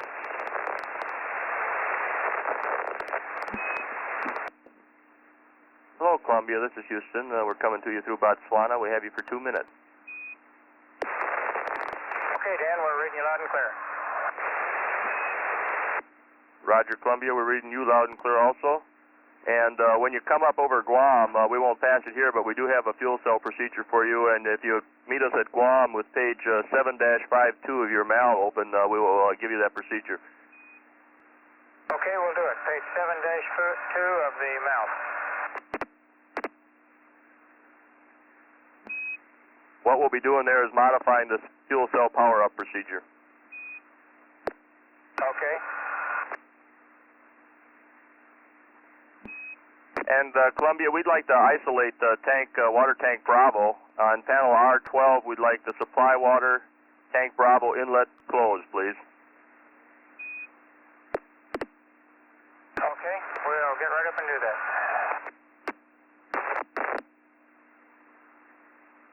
And what we're trying to do, we think all the KOH is in there, and we'd just like to keep it isolated. Roger. And Columbia, we were wondering if you ever got the teleprinter hooked up so we know whether or not we can send messages. Dan, even as you speak, I'm hooking it up. Sorry it's late, but it's going to be ready for your next opportunity. Okay, fine. That's all we needed to know. Thanks a lot. We got 30 seconds to LOS, and then we'll be talking with you at Guam at 7 minutes and 20 seconds. 7 hours and 20 minutes. There may be a quick short squirt at Yargity, but I don't think we'll get anything there. Okay, Dan, we'll see you there. This is Shuttle Control Houston at 6 hours 52 minutes mission elapsed time. A loss of signal now with Columbia through Botswana. The next station to acquire will be Guam in approximately 27 minutes. During the Guam pass, Capcom Brandenstein should pass along the procedures for taking the fuel cell number 1 permanently offline during that pass. At 6 hours 53 minutes mission elapsed time, this is Shuttle Control Houston. This is Shuttle Control Houston at 7 hours 17 minutes mission elapsed time. We're a little less than 3 minutes away now from reacquiring Columbia through Guam. During this Guam pass, we do expect Capcom Brandenstein to pass on the fuel cell procedures, to turn on fuel cell 1, leave the reactants off. This burns up the reactants. Everything inside goes and the fuel cell is finished. This is a conservative procedure to avoid reactant contact. By doing this, this brings into play the mission rule that calls for a minimum mission, a 54-hour mission, with 1 fuel cell permanently offline. We're about 2 minutes away now from reacquiring Columbia through Guam. We'll stand by and monitor. Shuttle Control Houston, 7 hours 18 minutes. We do expect this fuel cell 1 procedure to take place during the stateside pass, immediately following the burns of ohms 3A and 3B. Shuttle Control Houston, 7 hours 19 minutes, mission elapsed time, now receiving data through Guam. Columbia, Houston, coming to you through Guam. We have you for 6.5 minutes. Roger, Dan, and I just initiated a attitude maneuver to the ohms 3A burn attitude. We're still in ops 2, and got the mail book open. Okay, 2 things we'd like to get done this pass is to get that mal squared away with you, and then give you your ohms 4 burn card, because you're going to be real busy over the States. Okay, getting over to the mal book, 7-2, the fuel cell power-up procedure. What we want to do, you'll call up Spec 68, which is a cryo fuel cell, to monitor this, and this procedure applies only to fuel cell 1, obviously. Okay, on step 1, we want you to do everything except the bottom line, delete fuel cell 1 react valve open. Then in step 2, we would like you to do the first step, delete the fuel cell ready talkback turning gray, because we do not believe that it will turn gray. Then we would like you to add, when fuel cell 1 cool pressure is less than 10 psi, or 5 minutes after going to start, we want fuel cell 1 to stop. And then we'd like you to delete all of step 3. Okay, and confirm for me these changes are to SSR6 on 7-52, is that right? Right.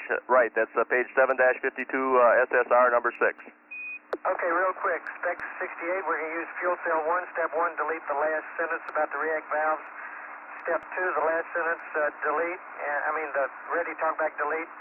And when fuel cell 1 coolant pressure less than 10 or 5 minutes after the start, we'll stop the fuel cell and delete step 3. That is correct. And we'll be planning on doing that after ohms 3 Bravo over the States. And if you have time, we still have 4.5 minutes on this pass for your ohms 4 pad. Okay, we're ready to copy. Go ahead, Dan. Roger. For ohms 4, it'll be right ohms burn. The trim load is plus 0.4. Ly is Na. Ry is minus 5.1. The weight is 221521. The TIG is 0.083320.2.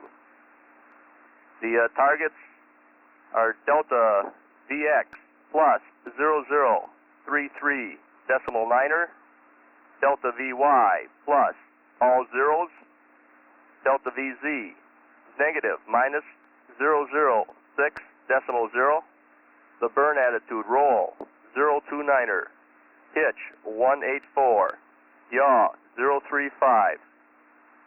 The delta V total is 0034 decimal 4. T-go is 0039er. T-go and X plus 0032 decimal 50. Y minus 006 decimal 94. Z plus 008 decimal 9er. HA is 140. HP is plus 139er. On the bottom, the mid burn cross speed, delta V total of 017. Okay, Dan, before I read this whole thing back, let me confirm that the V-go for Y was minus 006.904. That's correct. Okay, I got it. Then I'm ready to read them back if you have nothing else for us now. Okay, we have nothing else.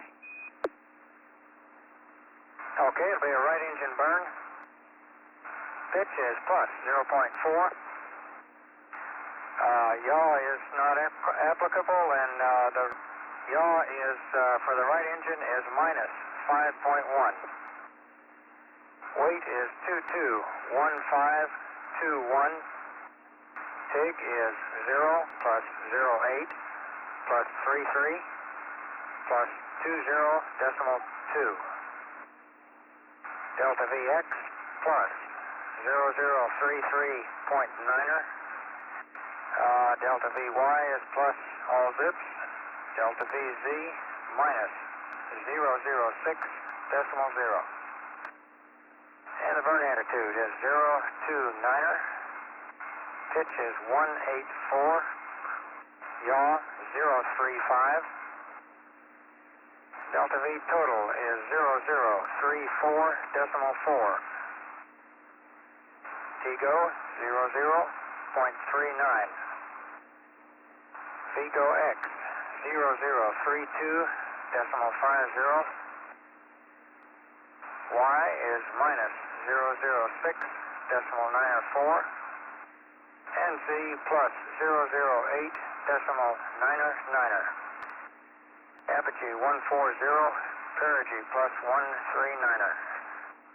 And the cross feed delta V total 017. Roger, your readback is correct. And Columbia, Houston, we're 10 seconds from LOS. We'll be seeing you over the States and watching your burns at 7:42. Okay, Dan, we'll be there.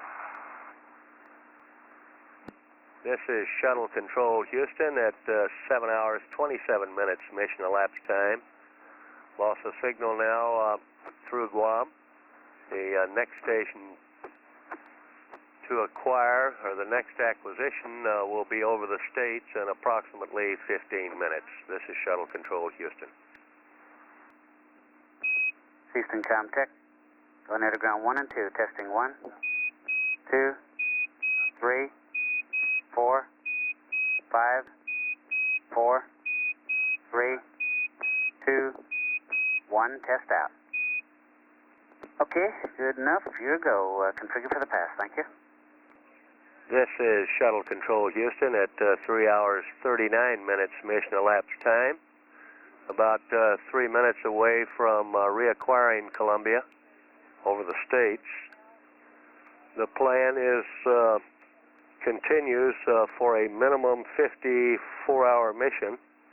If the two fuel cells stay healthy and no other problems develop, consideration could be given to extending that time frame. However, the 54-hour plan gives the opportunity for moving the highest priority items ahead in the flight plan. The present plan is for a 54-hour minimum mission. We're at 7 hours, 40 minutes mission elapsed time. This is Shuttle Control Houston, standing by for reacquisition.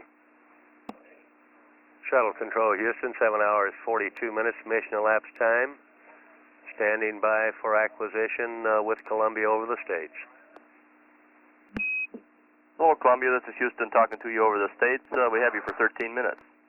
Okay, Dan, we're just coming up on 2 minutes to the burn, and we're getting in configuration. You can watch it with us. Roger, and we have nothing for you. We'll just sit here and watch you burn. Good show. Houston PLT, how do you read? Roger, Columbia, reading you loud and clear.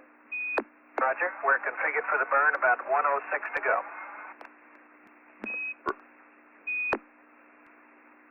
And Columbia, Houston, we have no data. We'd like the C3 to format this fixed. Roger, it is fixed. Roger, thank you.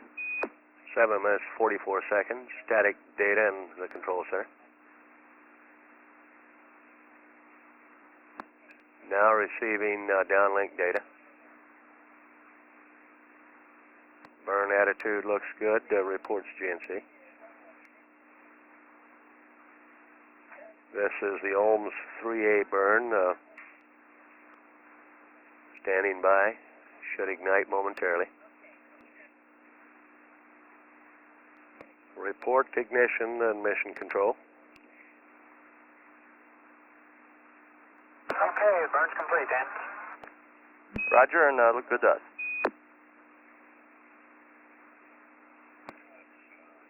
Ohms 3A has been completed. And Houston PLT, the N2 tank pressure decreased from 2080 to 1900. Are we still go? That's affirmative, Columbia. Your go. 7 hours, 46 minutes. We're about 3 minutes away now from the ignition of Ohms 3B. Okay, Houston, we believe we're configured for the Ohms 3 Bravo burn. Roger.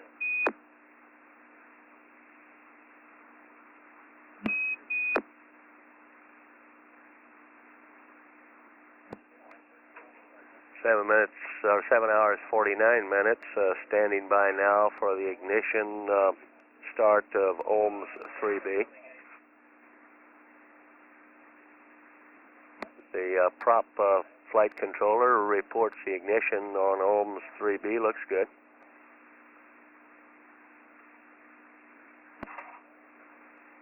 7 hours, 50 minutes mission elapsed time. Prop reports the burn has shut down.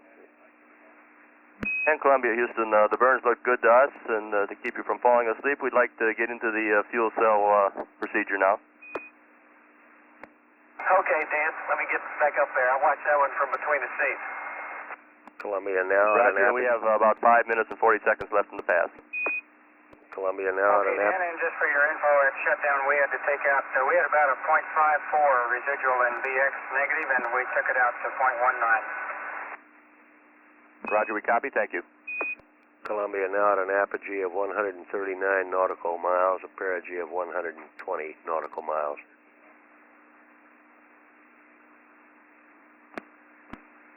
Okay, Dan, I think step one is verified complete. Roger, thank you. Okay, Houston, on my mark, I'm going to put the fuel cell 1 start switch to start if you're ready. Roger, we're ready, go. Okay, 3, 2, 1, mark.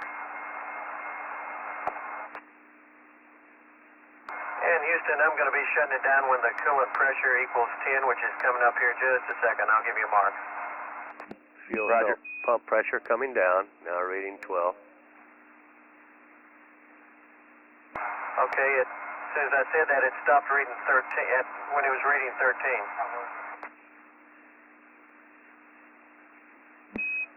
Roger, we copy. And now jiggle back up to 14. Roger, Columbia, we'd like to keep it going until it gets down to 10. You bet, okay. And Columbia, Houston, we got 30 seconds to LOS. Looks like we may have to go for that 5-minute limit on that. And we'll be talking with you at, looks like Botswana at, I'll make that, we'll see you at Quito at 7:56. Okay, Dan, we'll see you there, and I'll be watching it closely.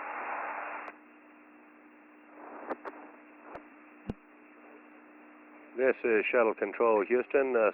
7 hours, 56 minutes mission elapsed time. Next station to acquire will be Quito, Ecuador. This is Shuttle Control, Houston. 7 hours, 57 minutes mission elapsed time. We've acquired signal through Quito.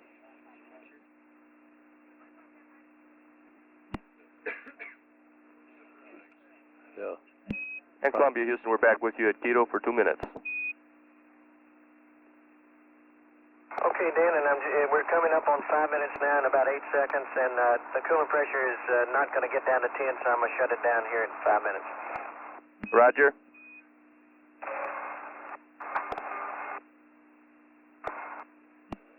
The pressure now reading Okay, I've put the fuel cell to stop.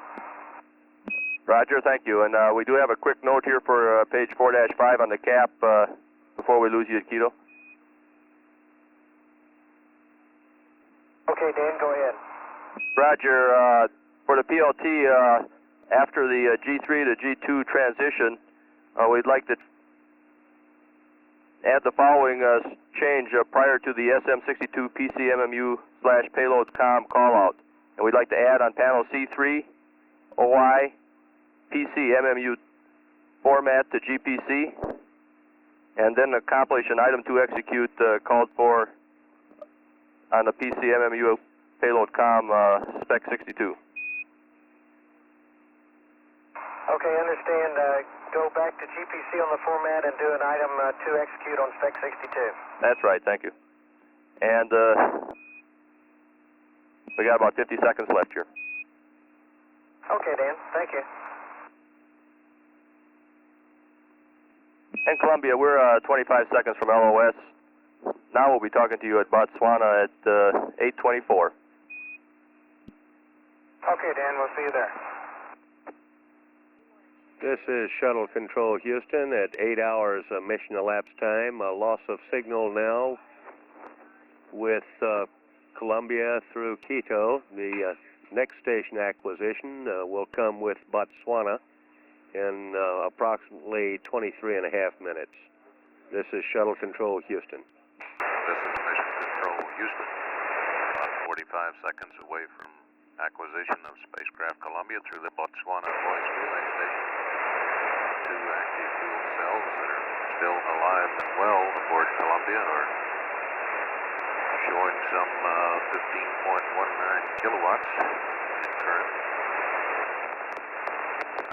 Fuel cell number 1 is showing 0, obviously.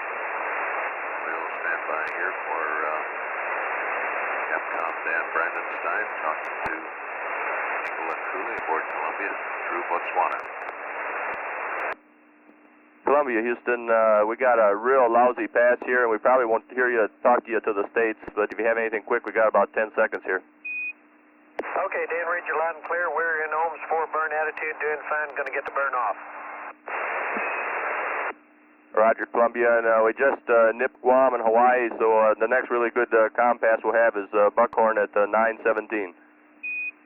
Okay, we'll see you then. We're in good shape for the burn. Roger, good. This is Mission Control, Houston.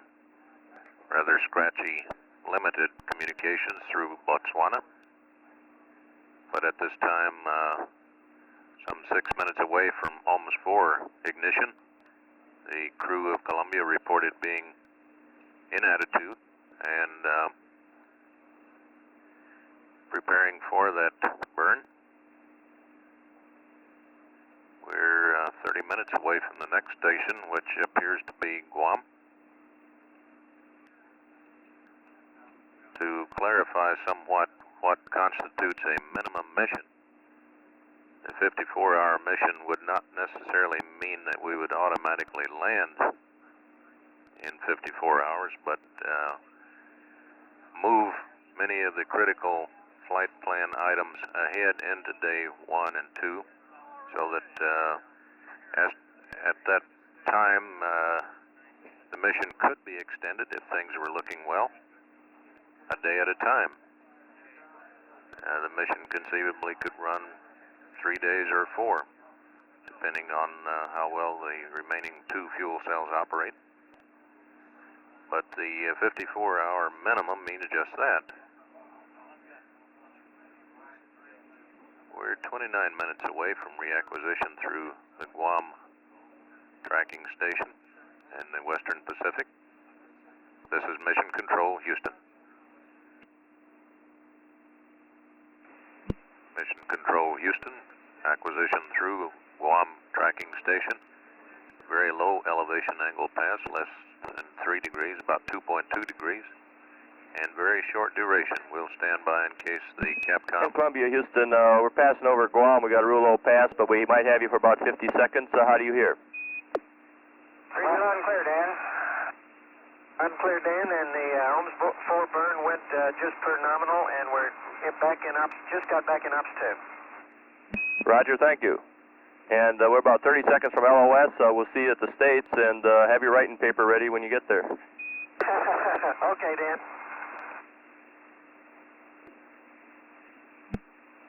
Mission Control, Houston. A very brief exchange there between spacecraft communicator, our Capcom, Dan Brandenstein, and the crew of Columbia through Guam. 13 minutes until reacquisition through Hawaii. Again, a very low elevation pass. The bulk of the communications will be over the States through the Buckhorn and Goldstone and Tula Peak site, and almost immediately through Quito. After loss of signal at Quito, Neil Hutchinson's silver team of flight controllers will hand over to Don Putty's bronze team.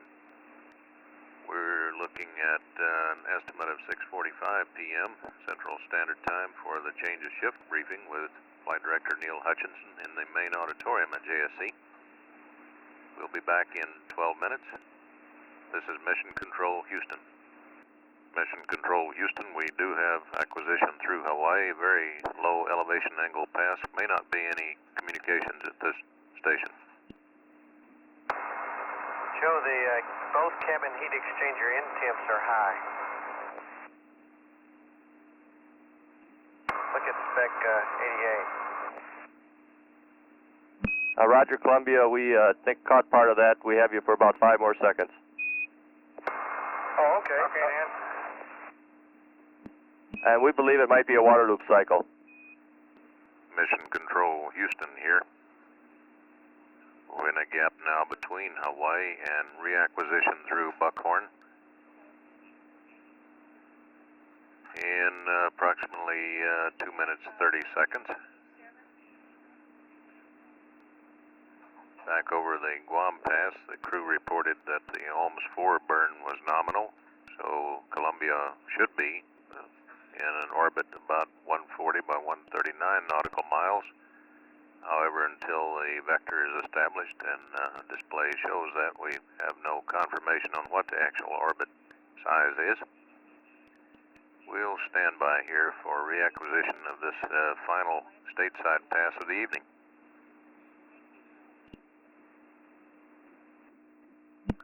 We have acquisition through Buckhorn, about 7 or 8 seconds ahead of predicted time.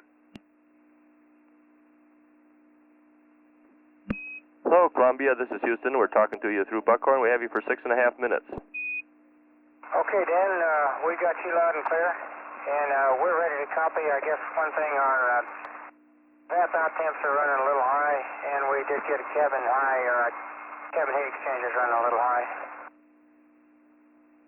Okay, we'll take a look at that. What we're going to do here is fire you up let you know what we're doing to the Timbus and give you some switch configurations. We're going to try and clean up some of these systems a little bit before we hand over to the other teams. So if you're ready to copy, I'll let you know what Timbus are going to be sent. First, the ohms cross-feed bulkhead mid, we're going to lower the lower limit to 40 degrees. And then the cabin heat exchanger inlet temp, loop 1 and loop 2, we're going to change the upper limit to 80 degrees. And then we plan on inhibiting fuel cell 1 exit temp. Okay, Dan, and I agree with all of those. Okay, now over to cleaning up some of the switches. On the PCS configuration cleanup, on panel MO10W, we would like the PPO2 controller system 1 to normal. And then on panel L2, we would like the O2 N2 controller valve system 1 to auto. Okay, mighty fine, Dan. That's going to auto now. Thank you. Okay, and we also we got APU 3 off a little bit early, and we didn't get the MPS TVC ISO valve closed. We have a procedure here to get that closed now. Roger, Dan. Stand by a second. Okay, Dan. PCS is configured, and go ahead with your. Well, stand by just a second on your APU procedure.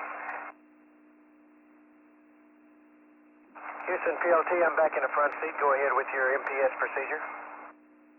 Okay, we're having just a little discussion on this. I'll give you another one you can write down on, and we'll get back with this APU one as soon as we get it clarified. Okay. Down on the WCS, we'd like you to, we show that the vacuum vent valve is closed, and we'd like that opened up. You can get that whenever you get to it. Okay, say again which position you want it in. Roger, we'd like the WCS vacuum vent valve to open. Okay, we'll do it. Roger. And we'd like to delete the interconnect ops. We're going to be leaving it as it is since you have to reconfigure right back for sleep period anyhow. Okay, Dan. And we would, we're quite curious as whether it managed to get the nozzle activated. Oh, we were just getting ready to do that when we decided to wait and come AOS here and get these messages. We'll get it right afterwards. Well, okay, we were just curious. We do have a couple opportunities coming up. We'll save that to the end, and if we don't get it, no problem. And this pass, you will be getting a test message for the teleprinter. We'll also be sending up the weather updates. Okay, and tell us what the times are for the nozzles. Okay, nozzle 1 is at 9 hours and 34 minutes. It's some thunderstorms over South America. And the other one is at 9 hours and 58 minutes. And it's thunderstorms over the tip of Africa. And these are both night passes. You have to use grading. Okay, copy. And Houston PLT, you still with us? Roger, we are. Okay. And Columbia, on the APU, the first one here is a switch cleanup, and that's on panel R2. We would like the APU hydraulic boiler controller power heater 3 to alpha. Roger, Dan. 3's back in alpha. Okay, and now I'll read you a procedure that we'd like to do over Keto so we can watch it, and that's to get the MPS TVC ISO valve on system 3 closed. And that procedure is APU hydraulic circ pump number 3 to on. And that's on R2. Then on R4, we want the hydraulic MPS TVC ISO valve system 3 to close, talkback closed. And then back on R2, we would like the circ pump number 3 off. And then APU controller power, 3 of them, to off. Okay, circ pump 3 to on. Close the number 3 MPS TVC isolation valve, then turn the circ pump off, and then turn all 3 controller powers off. Roger, and we'll wait till we get over Keto so we can watch you do that one. Understand, I should wait until you tell me to do that procedure. Roger, and we're 15 seconds from LOS, and we'll be talking to you At Quito at 9:30. Okay, Dan, we'll be prepared there to do this procedure. Okay. Mission Control, Houston. Loss of signal in the final pass this evening over the stateside station. We're 5.5 minutes away from reacquisition through Quito, Ecuador. The crew reported they were preparing to activate the night-day optical survey of lightning experiment called nozzle in its acronym. 2 opportunities are coming up, one at 9:34. Thunderstorms in South America, and another at 9:58. Thunderstorms over the southern tip of Africa. We'll be back in 5 minutes 20 seconds through Quito. This is Mission Control, Houston.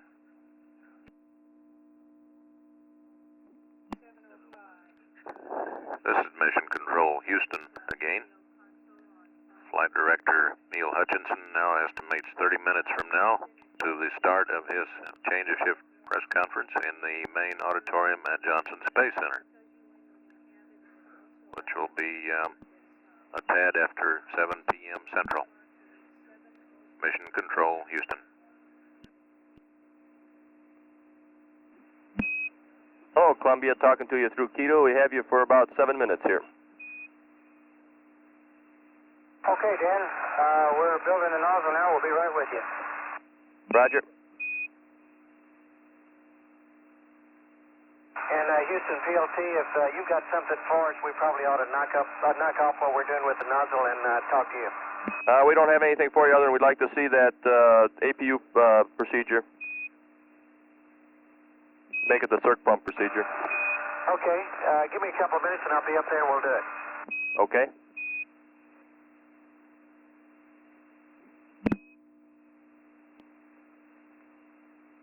Okay, Dan, I'm halfway up here. You ready?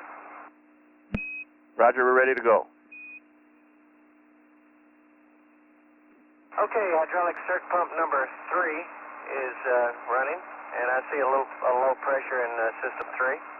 Okay. And I'm going to close the MPS TVC isolation valve. Okay, and I've got a gray. If you agree that it's closed, I'll turn the circ pump off. Roger, it looks closed to us. You can turn the circ pump off. Okay, circ pump is off, and now I'm going to turn the 3 APU controller powers to off. Roger, that looks good. A couple other little quickies. When you get a chance, we'd like the ops recorder info for where you did the GPC-3 memory dump. And when you get a chance, you can report on the status of the teleprinter messages just to make sure the thing's working.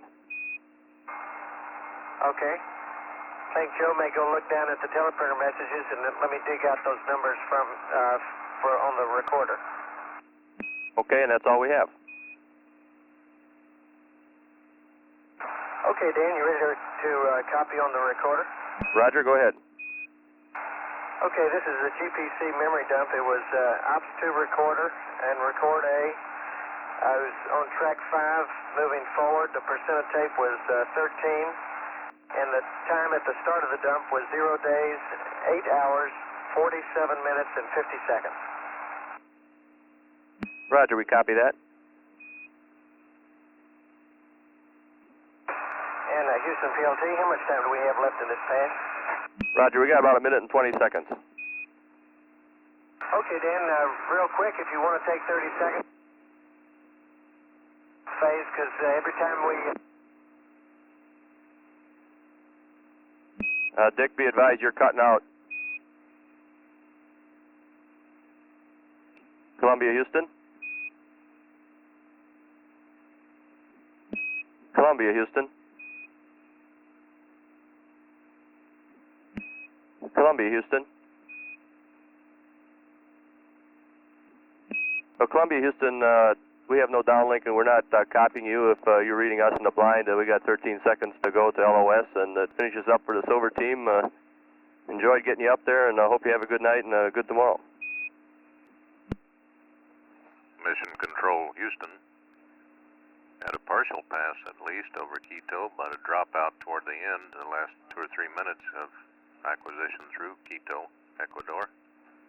And in his final uplink tonight, Capcom Dan Brandenstein was unable to raise the crew.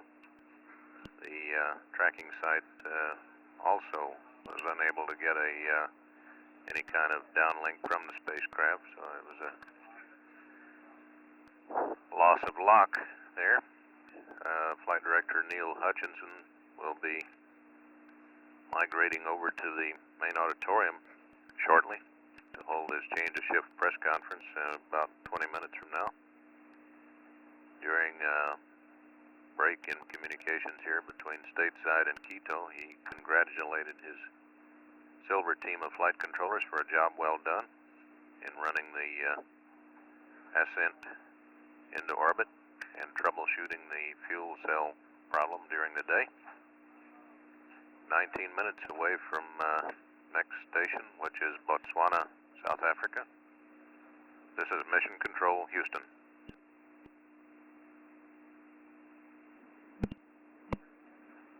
This is Mission Control, Houston.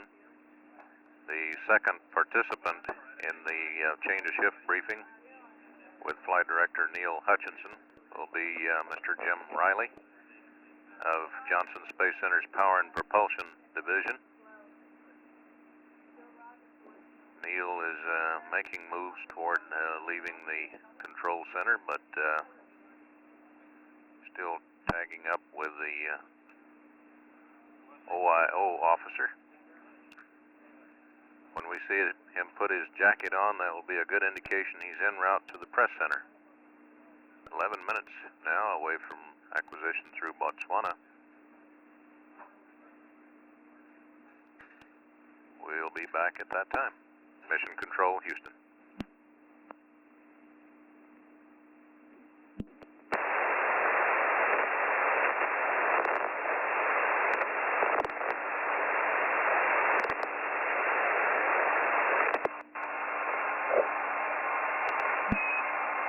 Columbia, this is Houston through Botswana for 5.5 minutes. Over.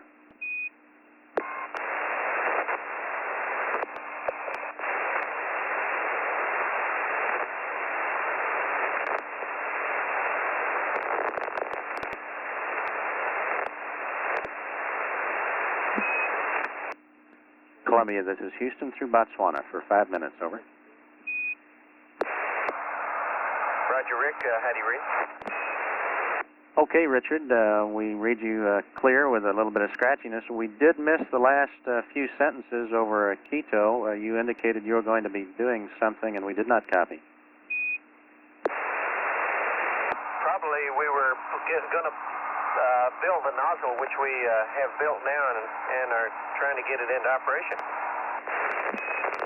Okay, that sounds good to us.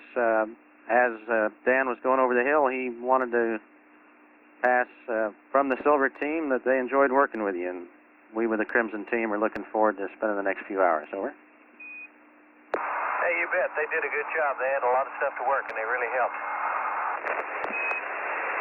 Okay, Richard, we just have one note over Indian Ocean Station, which will be in about 8 minutes. We'd like you to go down and get that teleprinter message that we'll be sending up to you then. Meanwhile, we'll let you go ahead and see if you can get that nozzle data tape. Okay.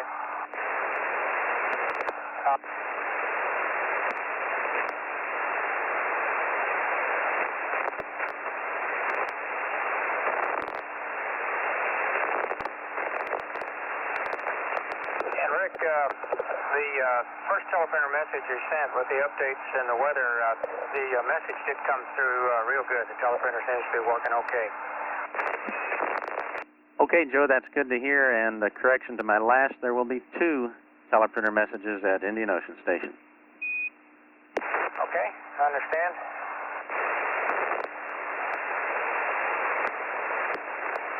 Rick, following along in the timeline here, disregard. Roger.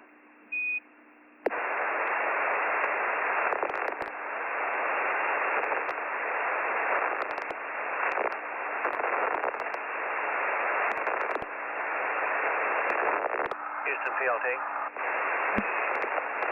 Go ahead. Roger, Rick. The opportunity for lightning on the African patch just didn't pan out as well as you might guess as the one that we saw in South America. We do have the nozzle built now, so if you can give us any forward notice about other opportunities, we'd sure appreciate it, because it does take a couple minutes to get set. Okay, we understand, Richard, and we'll sure do that. Hey, Rick. Oh, go ahead. Rick, I've got a question for you on page 4-7 of the cap. Roger, we're there. Okay, down at the bottom of the page, right there at 950, we take the GPCs 3 and 5, bring them to off, and in that procedure there, we thought we'd let you have a vote before we did that because of the way we've been adjusting the timeline here. Okay, we appreciate that opportunity. We'll be right back to you.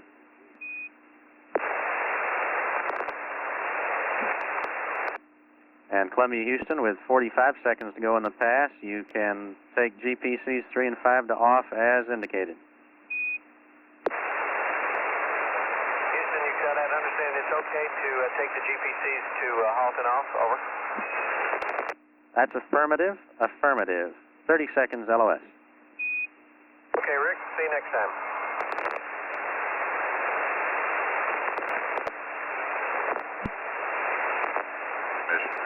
Houston here. Capcom on duty. Here with the bronze team is Rick Hawk, H-A-U-C-K. Dick Truly reported that they now had the night-day optical survey of Lightning experiment hardware assembled and was ready for any new viewing opportunities for Lightning around the ground track. Meanwhile, here on the ground, the press conference should be starting momentarily in the main auditorium. Off-going Flight Director Neil Hutchinson is en route. Fuel cell engineer Jim Riley will accompany him. Next tracking station in 3 minutes 30 seconds is Indian Ocean Station. We'll be back at that time. This is Mission Control Houston. Mission Control Houston. Getting data now through Indian Ocean Columbia Houston through Indian Ocean Station that is. for 4 minutes. Over. Roger, Rick. How you doing? Reading you loud and clear. We're coming up on air to ground 1. Roger. Read you the same. Roger, those teleprinter messages should be on their way shortly, and we've got some timeline changes on there along with a procedure. Okay, we hear the thing at work, and we'll get to it. Okay, thank you. And Columbia Houston, we do have a change to the PD correction to the cap on page 4-8 when you have a chance. Okay, Rick, I'm right there. Go ahead. Roger, on the bottom of the page, left side, the maneuver option, we'd like you to go to an attitude of roll 268.4, pitch 194.9, yaw 24.6, star pair will be minus Z star 17, minus Y star 21, and the reason for that change is it's a minimum maneuver from attitude you'll be in prior to that. Over. Okay, the attitude 268.4, 194.9, and 24.6. The stars are minus Z star 17 and minus Y star 21. Roger, that's affirmative, Richard, and a reminder that we'll be deleting all the autonomous nav tests. Over. Roger, and I think I copied. We did delete the, you did desire to delete the tail jet only test. That's correct, isn't it? One we should be in now if we were going to do it. Richard, if we can do that, we'd like to do the tail jet only test. However, we were going to delete the autonomous nav test that follows on the next page. Over. However, it's not essential.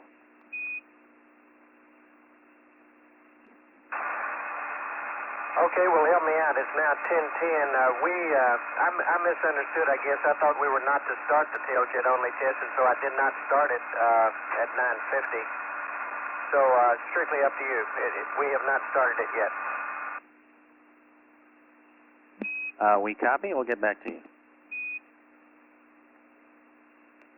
Columbia, Houston, we will cancel the tail jet test, and we'll look at maybe doing it tomorrow. We got 50 seconds to LOS, and no problem with that. Okay.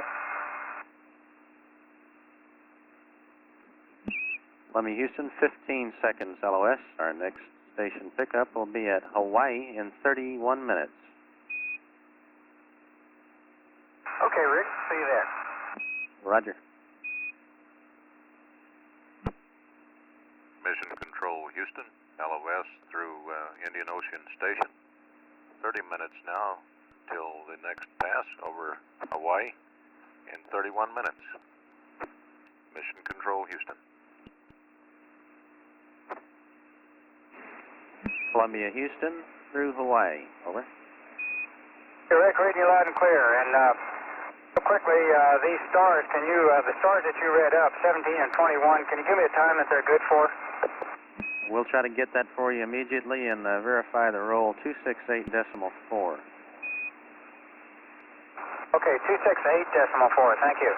Okay, and it's from 11:12 to 11:55. Over. Gotcha. Thank you, sir. Okay, we'll see you next at Santiago in about 20 minutes. Okay, and we'll have an IMU alignment for you there, Rick. Very good. And Rick, you wouldn't believe this. This is really pretty up here. You really know how to hurt a guy. You bet. No, it's really nice. We've been working, but it's really pretty sight. Well, it's a real pleasure to see you all up there.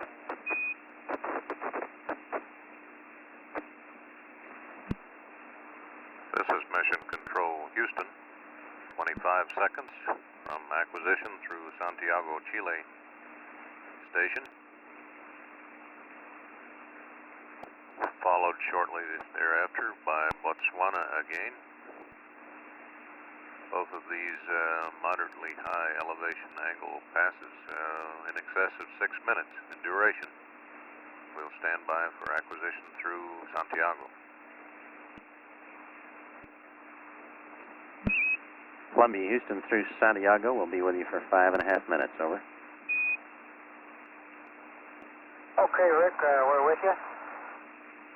And we got half of our stars for the alignment. The V Star Tracker has picked up his, and the Y Star Tracker still fine. Roger, and I'm sure that you opened the shutters on both of them. Is that correct? Sure did. Thank you a lot for the hint, though. Okay, we've got a... Go ahead. We're a little early on the stars. Yeah, Rick, we're a little early on those stars. We'll pick them up here in a minute now. Okay, we've got a variety of notes for you, none of them time critical, but if you've got time, we'll read them up to you. Okay, Rick, we're ready for the variety. Okay. If you could give us Spec 1 on a GNC machine, we'll send you some variable parameters. And also, during this pass, we have some TMDUs to send up. Now, as far as the nighttime goes, our plan, just for information, is that we will spend the night with the evaporators off. We'll plan to deselect IMU number 3, and you can do that at any time. We are interested in whether you think you can sleep with the teleprinter operative or not. We also have a reconfiguration that we'd like you to do, and I'll give you a break here to comment. Okay, Rick, I understand you want both flash evap's off for the night. We will deselect IMU 3 here shortly, and I presume that means you do not want to include it in the star line that we're going to be doing here any minute now. And also, yes, I think Dick and I discussed it here briefly. I think that there won't be any problem sleeping with the teleprinter active. Okay, and I misled you on the IMU. We would like you to align that in this alignment, and then after the alignment, you can deselect that. Okay, understand. That's purely to avoid the possibility of an RM message waking you up if it drifted beyond the limits. Over. Okay, understand. Good thinking. Okay, and CRT is yours. The TMBUs are on the way up. We do have a note on the water dump. In the Orbit Ops checklist, page 4-2, I can give you the notes if you have that out. Will, in just a second. Okay, Rick, go ahead. Let's on page 4-2. Okay, we'll since the vehicle is already configured for the dump prep, you can eliminate that step 1, the entire dump prep. You'll perform the dump initiation after the IMU alignment that you're presently doing. And the quantities, if you will dump water tanks Charlie through Foxtrot to 65%. That's 65%. Continue on with the dump termination, which is step 3 on page 4-3. And we'd like to emphasize that step 4, tank reconfig, should not be done. We'll delete step 4. Over. Okay, let me read it back. We probably won't have to do much on step 1, the dump preps, because we're in configuration. For step 2, we'll do the dump after we do the IMU line, and we'll take tanks Charlie through Foxtrot to 65%. We'll go ahead with step 3, and we will not do step 4, the tank reconfiguration. Okay. That's a good readback, and that's, of course, to keep tank B isolated. One other question on your COAS. You'd indicated that you'd done your COAS cal with using a flashlight. Just interest, did you intend to change out the light bulb, or are you happy with the flashlight method? We have not tried the spare bulb, Rick. We're going to get to that, but we started the flashlight, and it turned out that they ended up using a reflection of the sun off the ceiling to get it. It really was kind of a unique thing that took a while to explain, but it worked real good. Okay, your preference, of course, on that. One more item on your post-align attitude. The attitude specified in message 6 alpha will be a good attitude should you need to make the observation. We've got 30 seconds to LOS. Next contact is at Botswana in 16 minutes. Okay. And check DAP Alpha, please. Okay, going to DAP Alpha. Roger, that's all we've got. Rick, one quick thing. Let's see, the post-IMU attitude message 6 alpha. Okay, thank you. We haven't taken that off yet. Okay, good enough.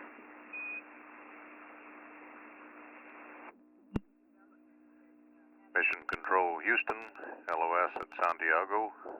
Reacquisition again, upcoming in 15 minutes through Botswana. Spacecraft communicator Rick Hawk passed up to the crew during the Santiago pass the configuration of all the switches and systems aboard Columbia for the upcoming sleep period, which is scheduled to begin at 13 hours elapsed time, some hour and 42 minutes from now. Returning in 14 minutes for Botswana, this is Mission Control Houston.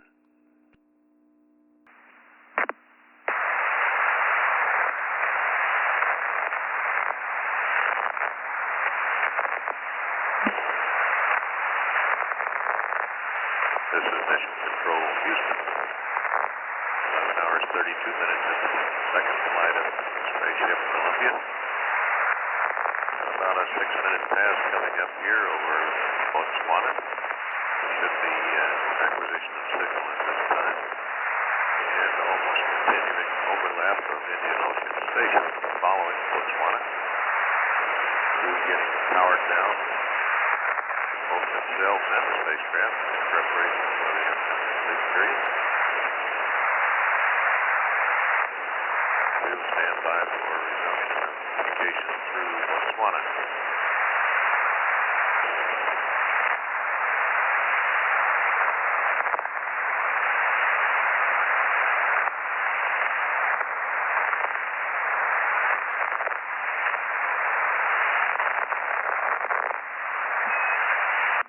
Columbia Houston through Botswana will be with you for 6 minutes. Over. Roger, loud and clear, Rick, and I have a question for you. Roger, go ahead. Yeah, we pulled off 6 Alpha off the teleprinter and noted that the time reference there was 10:15 MET. Is that time perhaps a different time, or do you want us to go ahead and maneuver to that attitude? I'm still in the Starline attitude until got a chance to talk to you about that. Okay, Joe, you can go there right now. No problem. Sure.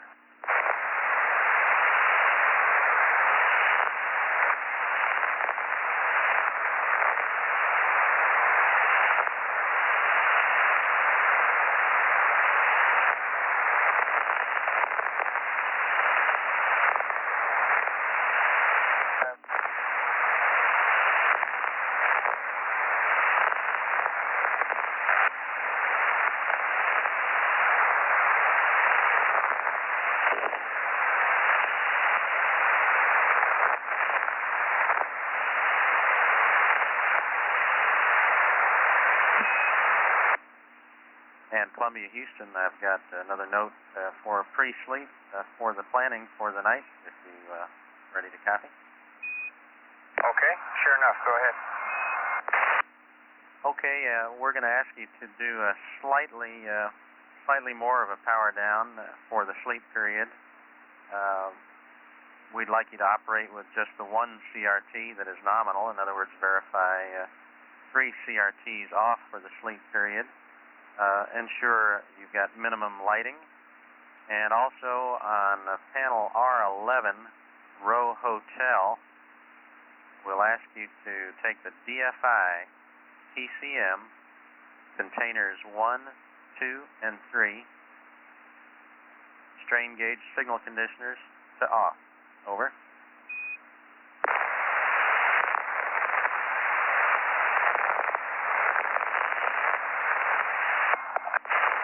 Roger, Rick, and would you like those to see those come off now? Richard, no, that's not important. It's in order to get us down to a power level which will permit us to run the host to pallet throughout the night, and I'm sure you'll be pleased to hear that we'll be able to do that. Okay, doke.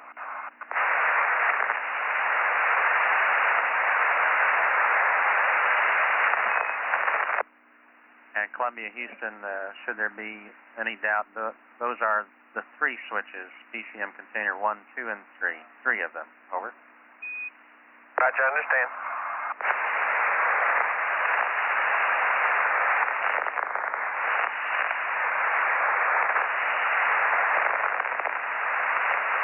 And Houston, we're complete with the IMU alignment now. Do you want us to go ahead and start the water dump now?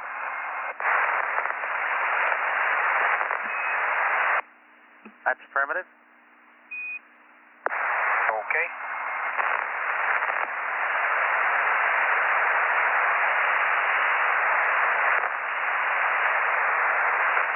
Houston, Columbia.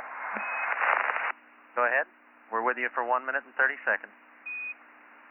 We're just wondering if sometime before going to sleep, if either over the loop or else on teleprinter, you could give us a rough idea of what your plans are now for minimum mission, so we can be thinking ahead a little bit also.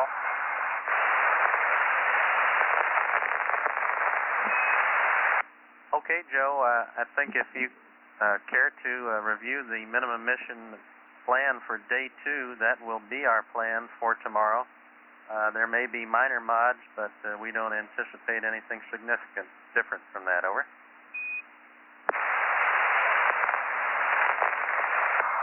Roger, Rick. We will review the minimum mission for day 2 and this evening. And also another thing that I'd be interested in would be, a short summary of the status of APU 1 and 3. Okay, that's certainly fair. We'll be with you for 30 seconds more. We'll pick you up at Indian Ocean Station in about a minute and a half, and we'll have you there for 8 more minutes. Okay, Rick. See you there.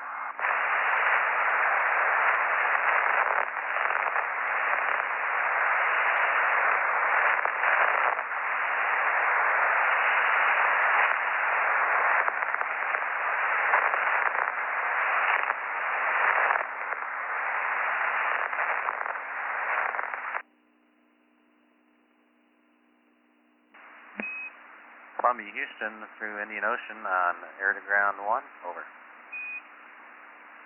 Roger, go ahead, Rick. Okay, Richard, we will get back to you responding to your request on the APU 1 and 3 status. We do have nothing else for you at the present time, and we'll certainly be working on a summary of the night's and the next day's activities should it appear like it will change significantly. Okay, Rick, we appreciate it, and stand by. We may have another thing to talk to you about. Hang on. Houston, PLC. Go ahead. Roger, I was in the process of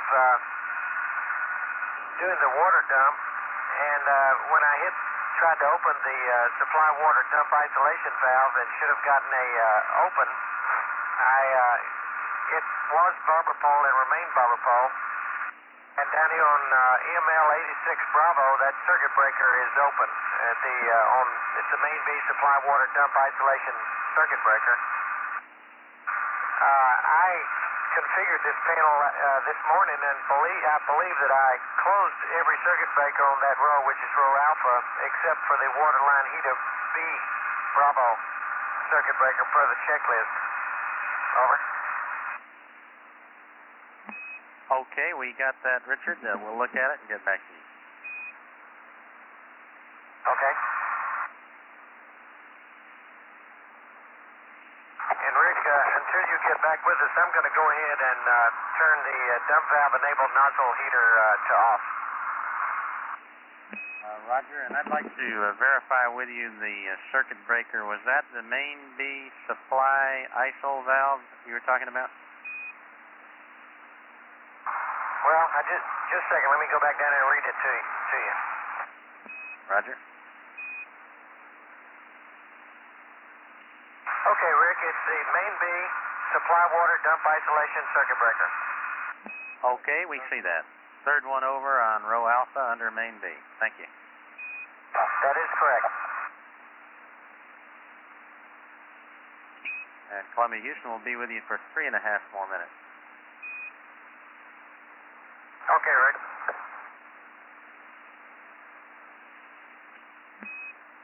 Columbia, Houston, we have some TMBUs coming up to you.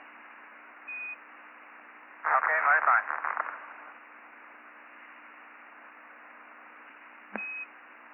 Columbia, Houston, 30 seconds to LOS. Richard, we'll recommend that you reset that circuit breaker and attempt the procedure. Over. Wilco, we'll do it. Okay, Rick, the circuit breaker is reset and it's in. Okay, Richard, you're breaking up. We'll see you next at Hawaii in 30 minutes. Okay, circuit breaker stayed in. I think we're good. Okay, and check Z-Star tracker off. Roger that.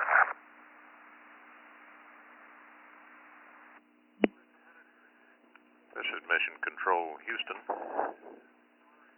Loss of signal through Indian Ocean Station, 27 minutes away from acquisition through Hawaii. Back at the Hawaii pass, this preceding orbit, there was a private medical conference between Flight Surgeon Dr. Sam Poole and the crew of Columbia. Dr. Poole reports that the crew is feeling great and they've neither asked for or had prescribed for them any medications other than the preventive motion sickness medication taken pre-launch. We'll be back in 26 minutes for Hawaii. This is Mission Control, Houston. Mission Control, Houston at 12 hours 17 minutes. Acquisition through Hawaii, some 15 seconds earlier than predicted. Columbia, this is Houston through Hawaii. We'll be with you for 7 minutes. Over. Okay, Houston, reading you loud and clear. And Dan. Okay, we copy that. Roger, we copy that, and you can go to ZLV at any time. We're on our way. Thank you, sir. We do have a teleprinter message to come up. It'll contain some weather data and some TIG times. We're also interested in your IMU align information. Over.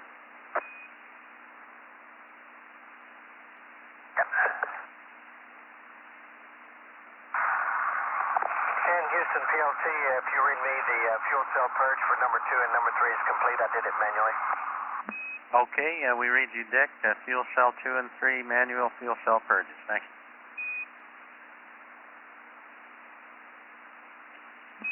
And Columbia, Houston, just for clarification, information, we will expect you to do manual purges on both 2 and 3 for the remainder of the mission.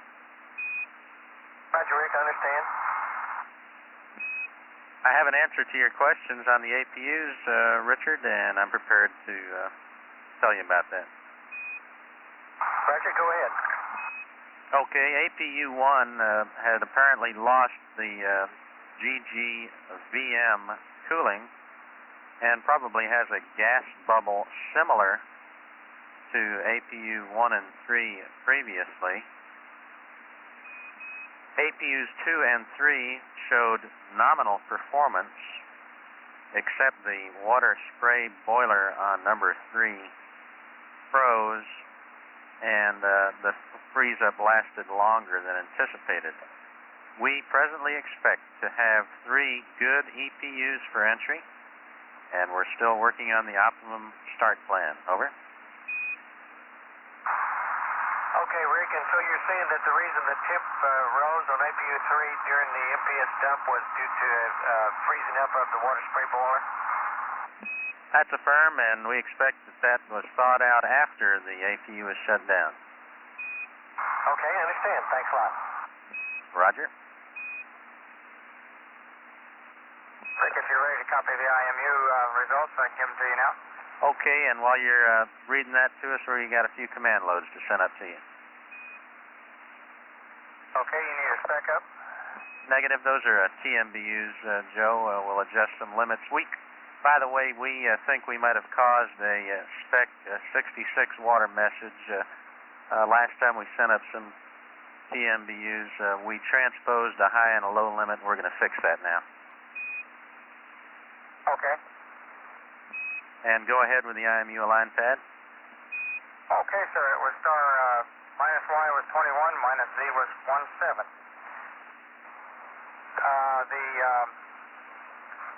Let's see, for IMU 1, the delta X was plus 0.05, delta Y plus 0.05, delta Z minus 0.11. For IMU 2, delta X minus 0.25, delta Y plus 0.01, and Z plus 0.00. For IMU 3, X is minus 0.10, Y plus 0.14, and Z minus 0.26. Execute time was 0 plus 11 plus 20 plus 30. Okay, we copied that, Joe. And Rick, there's a word or two on the tape just prior to AOS. We didn't quite get to finish it up, but We've been looking the bird over from the inside, and everything we can see looks real good externally. The tile are all good and in shape.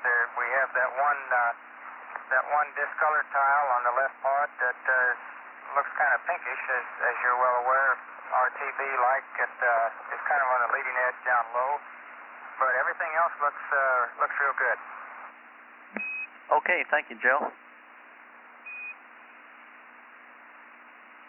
And Houston PLT, we just got a Spec 92 power RFL message. Roger, we'll check on that. Roger, Spec 92, Sir A, it says power RFL. The RFL reads Niner, and I wasn't sure exactly what that meant. Okay, we see that, Richard, and payloads is taking a look at that. Thank you. Okay.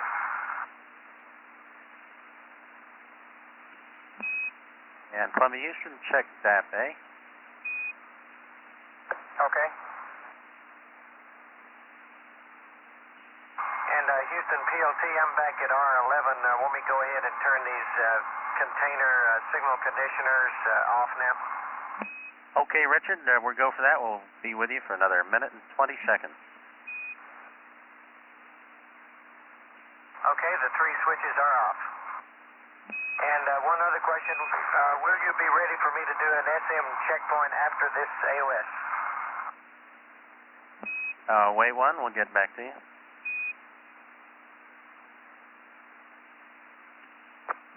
Columbia Houston, 30 seconds LOS. We'll have one more TMDU for you at Santiago. So I think we'd like to hold off on the SM checkpoint. Okay, Rick, no problem.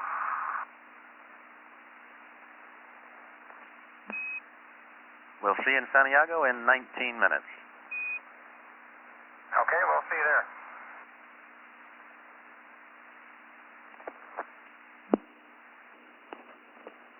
This is Mission Control Houston. Awesome signal through Hawaii. Santiago, Chile upcoming in 18 minutes, which will be the final pass before the start of the sleep period on Engel and Truly's first day in space. Spacecraft communicator Rick Hawk updated the crew on the current status of the water spray boiler on APU 3 and gave them a thumbs up that all 3 APUs ought to be up and running for entry. Not to worry. Back in 17 minutes for Santiago at 12 hours 27 minutes 4 seconds elapsed time. Mission Control Houston.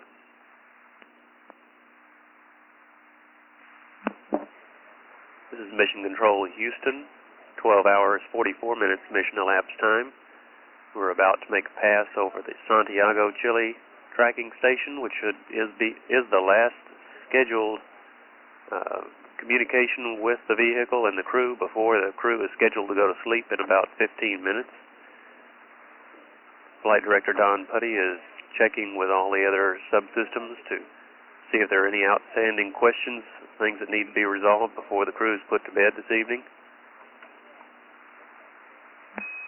Columbia Houston through Santiago for 6 minutes, over. Roger, Rick. How do you rate? We got you loud and clear. We have a few items for you. Also, we'll be waiting for your summary of where you all figure you were in the timeline. Okay, Rick, why don't you go ahead and get yours out of the way real quick? Roger, I wanted to verify you deselect IMU number 3, and also let you know that IMU number 1 is the best IMU. Also that your state vector looks like it'll be good for 7 orbits. Over. Okay, copy that, Rick. Understand deselect, we will deselect IMU 3 before we turn in, and understand that number 1 is our best one. Okay, and one more thing. You mentioned your reflected power Spec 92 message. You cut out on the amount that you read on that spec. Do you remember what that quantity was? At the time, it was niner. Right now, it's indicating, looks like a -7. Okay, understand niner. Next item, we wanted to verify that you're planning to leave the UHF on and transmit receive. Over. And also we got a TMBU on the way up. Go ahead. Roger, Rick, we will leave the UHF on. And if that's all you have, I got a couple of quick questions. Go ahead. Okay, I changed out the CO2 absorber replacement. Been pretty warm all day, and I'd propose we not connect the cabin temp controller in the full heat position. Do you think that's necessary? We'll get back to you on that. Okay, also I would like to inhibit the hardware C&W parameters 002, 012, and 092.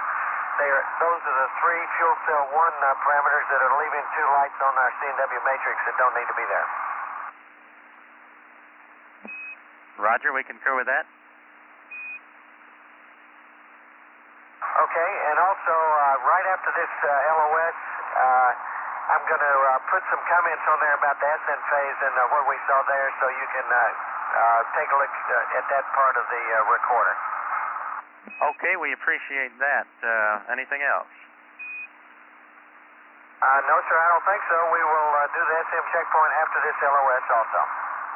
Okay, then we'd like to run a tape for you that came direct from the town of Forest, Mississippi, from the high school chorus there. It'll last about a minute, and we'll have about a minute after that to chat.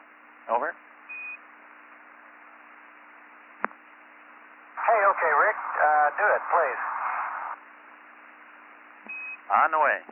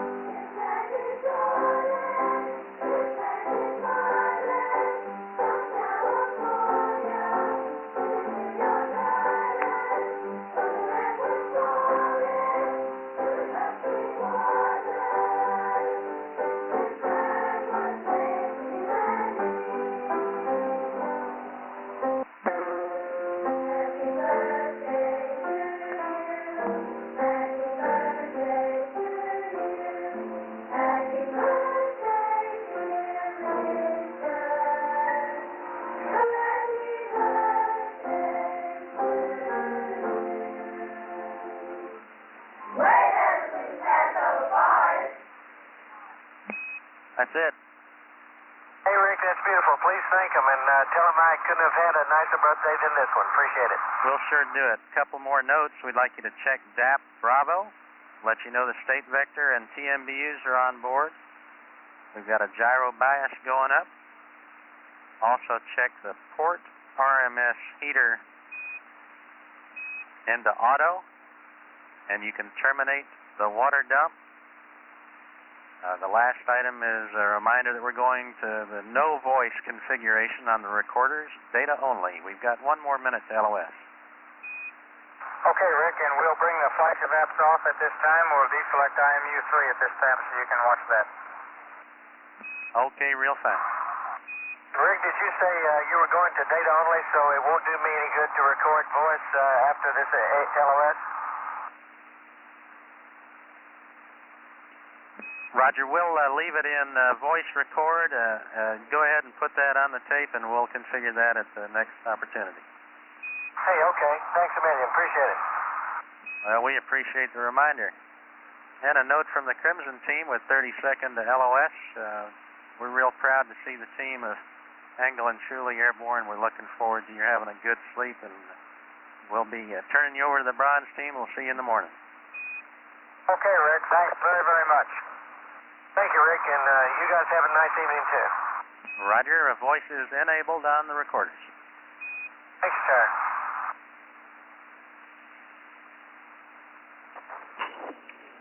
Mission Control Houston, 12 hours 51 minutes mission elapsed time. The Columbia has just passed over the Santiago, Chile tracking station, the last scheduled communication with the vehicle before the crew goes to sleep. And we just heard a playing of a tape, Happy Birthday Salute by the Forest, Mississippi High School Chorus for Richard Truly on his 44th birthday today. And Forest, Mississippi is the hometown of Dick Truly's father and stepmother, Mr. and Mrs. James Truly. Today's been a rather busy day for the crew of Columbia. There were some remote manipulator system activities which were accomplished today. The RMS, the remote manipulator arm, was put in a temperature monitoring mode, and a shoulder brace release on the arm was performed. There were the regularly scheduled payload bay door activities, and the doors were successfully opened up and radiators deployed so that the Columbia could remain on orbit. There were some items which were left out of the timeline today due to a press of other activities with the fuel cells. The fact that there was one fuel cell which had to be shut down due to a malfunction. Some concern about the APUs, although we have heard now that all of 3 of those auxiliary power units are considered to be healthy for entry. A decision had been made on the basis of the problem with the fuel cells that we would move tomorrow, after 1 day and 4 hours mission elapsed time, into the minimum mission crew activity plan, which is basically a 54-hour mission about the length of STS-1, which compresses and moves many of the activities up early in the mission in order to get those of primary importance completed first in the event that we should have to bring it down early. There was the possibility that we might have to return. The vehicle would be entering and landing on Saturday afternoon if it were necessary, and the decision were made to cut the mission short. However, it has been emphasized that there is the potential for continuing on a day-by-day basis through possibly the end of a normal 5-day mission.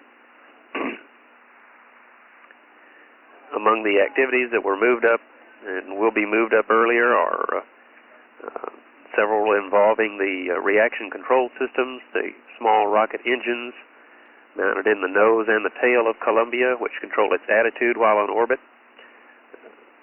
Those have been moved up earlier. The ASTA-1 payload bay experiments have been working well. The most obvious of those is the big SIR-A radar antenna, the side-looking radar antenna. And Dr. Charles Elachi, the principal investigator on that, reports that his instrument is working fine, and there have been several data takes during the day today. There was some interference and some replanning necessary because of the fuel cell problem, but they do expect to get quite a bit of data in spite of that problem. At 12 hours, 55 minutes mission elapsed time, this is Mission Control, Houston.